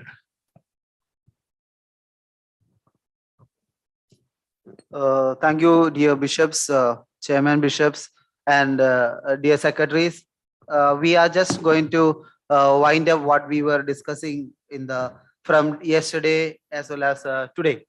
So it's a recap. I have already assumed certain things and I have made, and I have also added some of your discussions.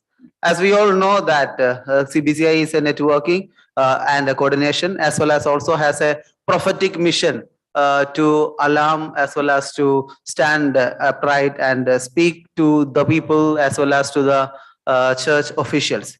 And we know the fact that there are 174 dioceses in our country, but majority of them are having the diocesan health secretaries. But there are many other dioceses wherein still we don't have a diocesan health secretary, which we really need to focus at least in the coming dates. And another issue, some of the priests with whom we had discussions, they were saying that we are ready to walk extra, but we don't have any associates with us.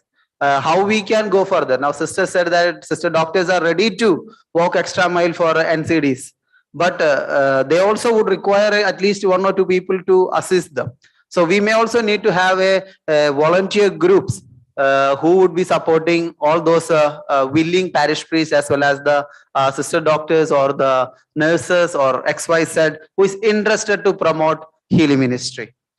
Going ahead, we were speaking about health and healing. We know that we need to accompany with the parents as well as with the people who are sick, marginalized, as we see that Jesus touched the patients or the people who are suffering, especially in Matthew, Mark, as well as in St. Luke Gospels. We see these things. And we also know that we also discussed on various elements of health.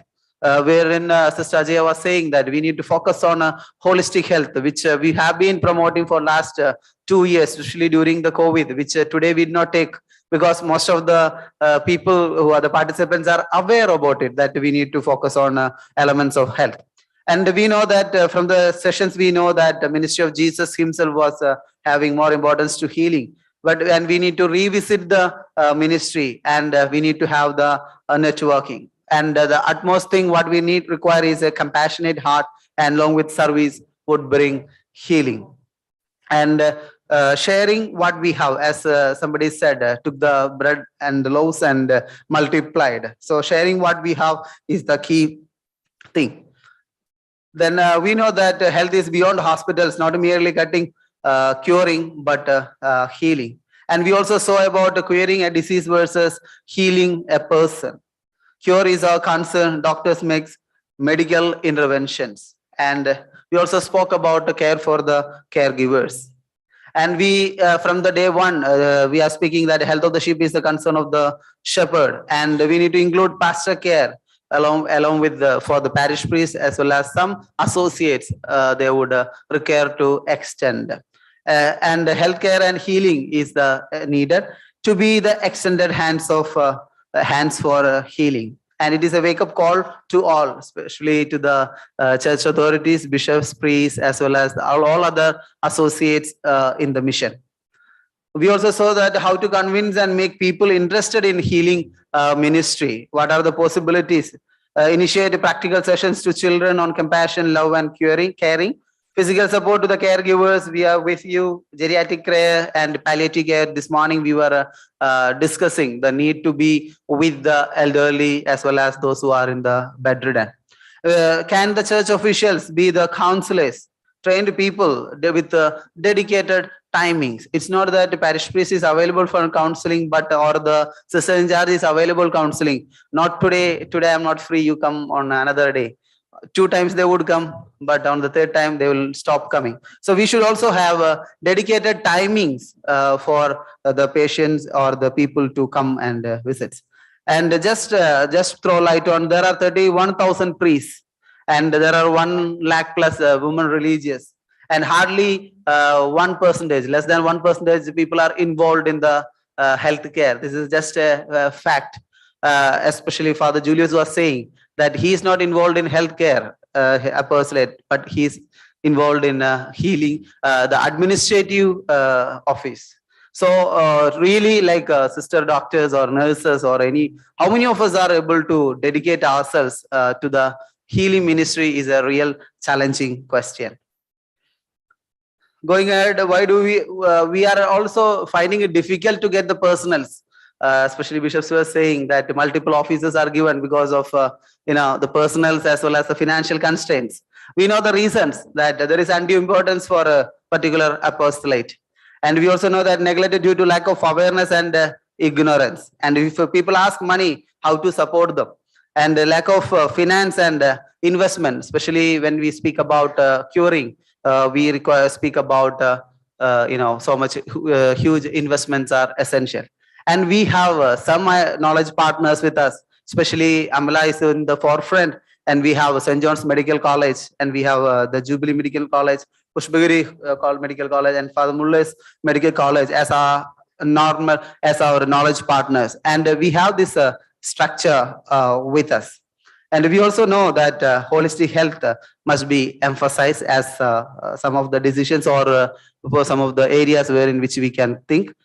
Second is that orient all bishops, priests, and nuns, especially through the regional, regional commissions and regional programs, so that people will get a slowly taste of healing ministry, which we had in the past, and train interested priests and nuns, so that further healing hands could be extended, and the compassionate touch must be promoted, and faith formation, as we said, not only in the priestly or religious formation, but also in the schools, the catechisms, or even in the moral science classes we have. So a comprehensive approach. A holistic health must be included in a formation as a serious topic, one of the areas we discuss, and associates must be formed as a extended hands to all those healing ministers who are interested. And some of the areas where we require rooms for improvement is that we need to motivate our people, bishops, priests, sisters to join in the healing ministry. And we can see that there is a resistance. These are some of the areas which we had discussions. We see a resistance from the people, especially from the parish priests, and no one available at the grassroots to support as extended hands. And there is also a technical ignorance, as we were speaking about telemedicine. And we know that doctors were saying that it has been reduced into a small Android mobile. We can extend our services, but still there are many who does not know how to operate the Android phones. And financial burdens and liability. If you go to the people for support, counseling, and to the sick, and then there can be a financial burden and a liability. Going ahead, troubles in identifying the volunteers also would be an issue. Who would be the right person as an associate to support in this healing ministry, to identifying the right person? And we know that we have been emphasizing this from this morning, that hospitals are doing curative elements of healing, and we have vast areas of preventive, promotive, and palliative care, wherein we all can play a big role and we can make a significant difference. So we have a proposal.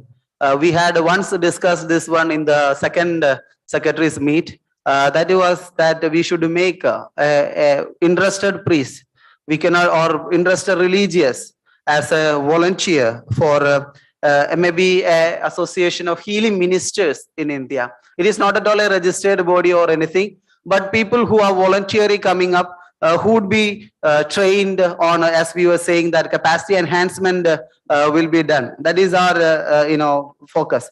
So a group of committed trained ministers, especially priests, nuns, whose capacities will be further enhanced to be professional caregiver for soul and body, as the extended healing hands for providing spiritual, psychological, emotional, mental, sociological, and physiological support. And how? CBCI Office for Healthcare is planning to utilize its existing structures, which is already the 14 regional units, 174 dioceses, and further the parishes.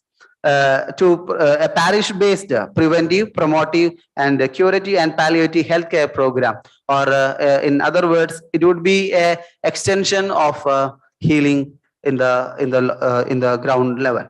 And we have just thought some vision to be extended hands of Jesus and reach out to the millions with a heart of compassion and healing touch, which we are speaking about since morning on healing and compassion. And to mission is to engage, educate, and empower priests, nuns to be more compassionate and effective caregivers for soul and body, for creating healthier communities.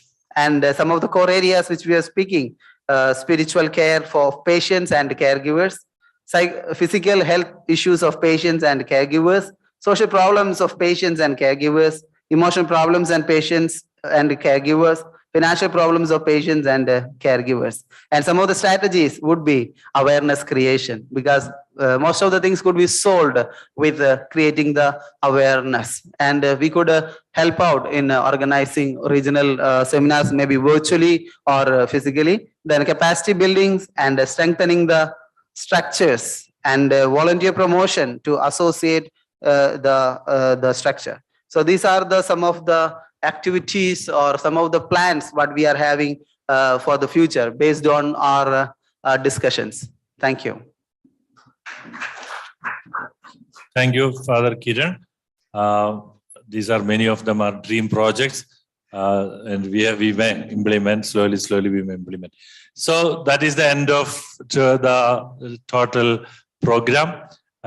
We have arranged our coffee here, and if anyone would like to brief something, we can take 5 minutes, and can maybe Bishop Jerry will conclude with his concluding words and blessings.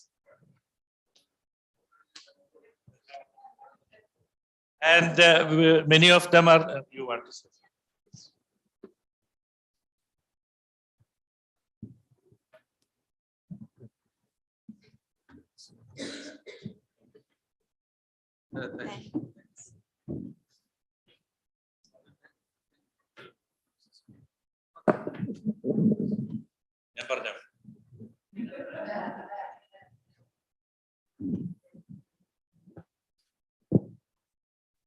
Respected Your Excellencies, dear Father Julius and his team, all the participants, from yesterday, 5th September and 6th September, we have been listening, meditating, and discussing on the health ministry of the Catholic Church.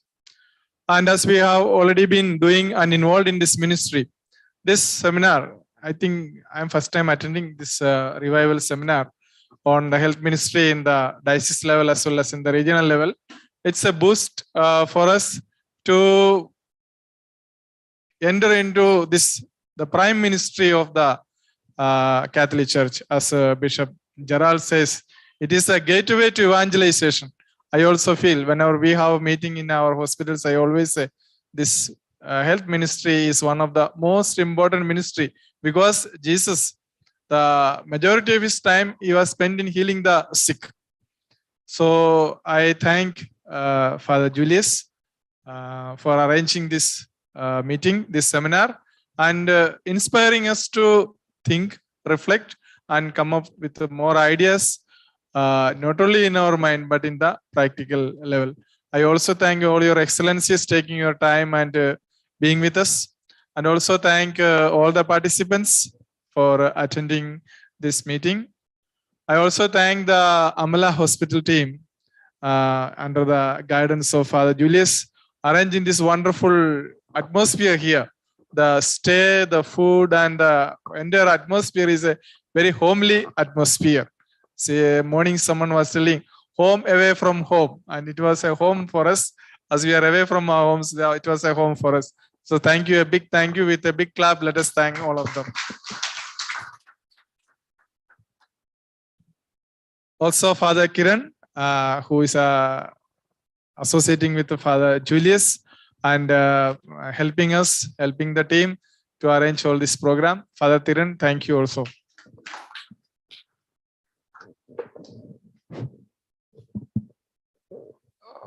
Before concluding the prayer with the prayer, I just want to bring to the attention of all those which I am disturbed at least. Qualified sisters as nurses are going to the education ministry. It is a totally unacceptable. It is the biggest blunder. It is a black day for the Catholic Church, if at all we are doing. We must, because health ministry, Jesus, as Father said, you read all of your requested to read 29 places. Jesus was healing. 29 major portion of his ministry was a healing ministry. And today already they brought out 72 people are sent. Now some sisters referred that. That is the event for the healing that Dr. I don't remember her name. So that is I wrote when I heard two congregations who said they have got 24 sisters, nurses, they don't know what to do. They are sending school. I immediately rang up, got their number, rang up to the provincial, also to the general. In case you don't have any place, I will give the place. Please send them here. I will put them and start the new health centers. Because health is the gateway. As I said, I repeat myself again and again. And health ministry is the ministry of the church. And it is a very important. Sometimes we have failed. We have failed Jesus in India. We went for health ministry. That was the ministry which we went all around India. Then we went for educating the marginalized children because Jesus was a teacher. Then we forgot the marginalized. We forgot this and we went to the English medium. And we are very comfortable. We started English medium and we stuck up there. And we have forgotten the real mission for which we all have committed ourselves. Therefore, my humble request to all of you, in case some sisters are available with them, whatever, please come to my diocese. I can start straight away. Within next 1 month, we'll start a 6th health center.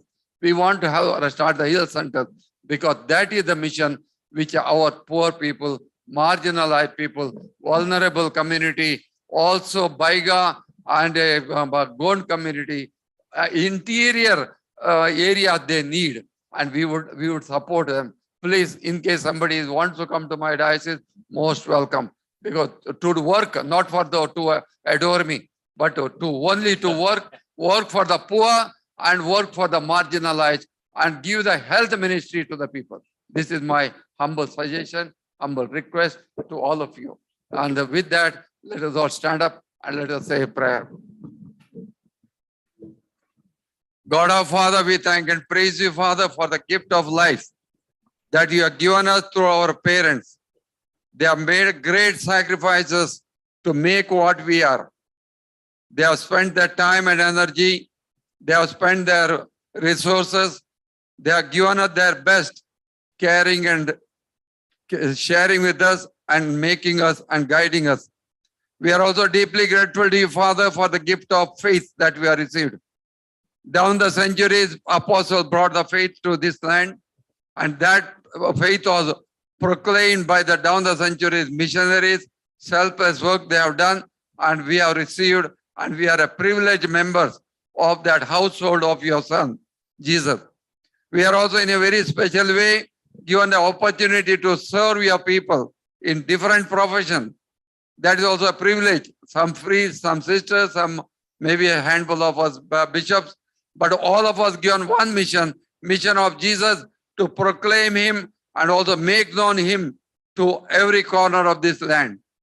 Therefore, Father, help us to be loyal to you, faithful to you in everything what we do. We plead and beg you, dear Father, and surrender and submit ourselves with all humility at our command, asking you, dear Father, through the powerful name of Jesus, give us the good health as well as good orientation, a willingness to do work, and take the risk of working for the poor, marginalized, and also segregated and vulnerable sections of the society, for whom Jesus came to give his good news. We surrender and submit, plead and beg you, Father, to help us to remain loyal and faithful to you, and also surrender and support for the cause of your Son, Jesus. We ask this through Christ our Lord. Lord be with you. May Almighty God, Father, Son, and Holy Spirit bless you and remain with you forever. Amen. Jesus. So big thanks to all. I have arranged a small gift for you all. And also we have got two books. The one is Catholic Ethical and Healthcare Directives for India. CBCI have published this. And the other one is New Charter for Healthcare Workers. This is of English edition of the National Catholic Bioethics Center, Philadelphia. So maybe you can collect this. And the tea is arranged as usual outside.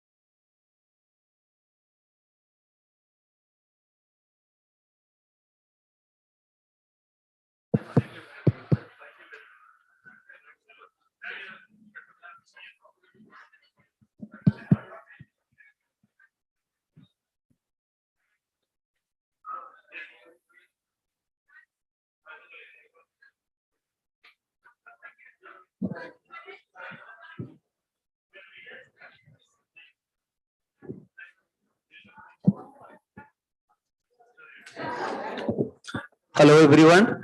We have the dinner at the same place where we had the Onam lunch and Tiruvadira.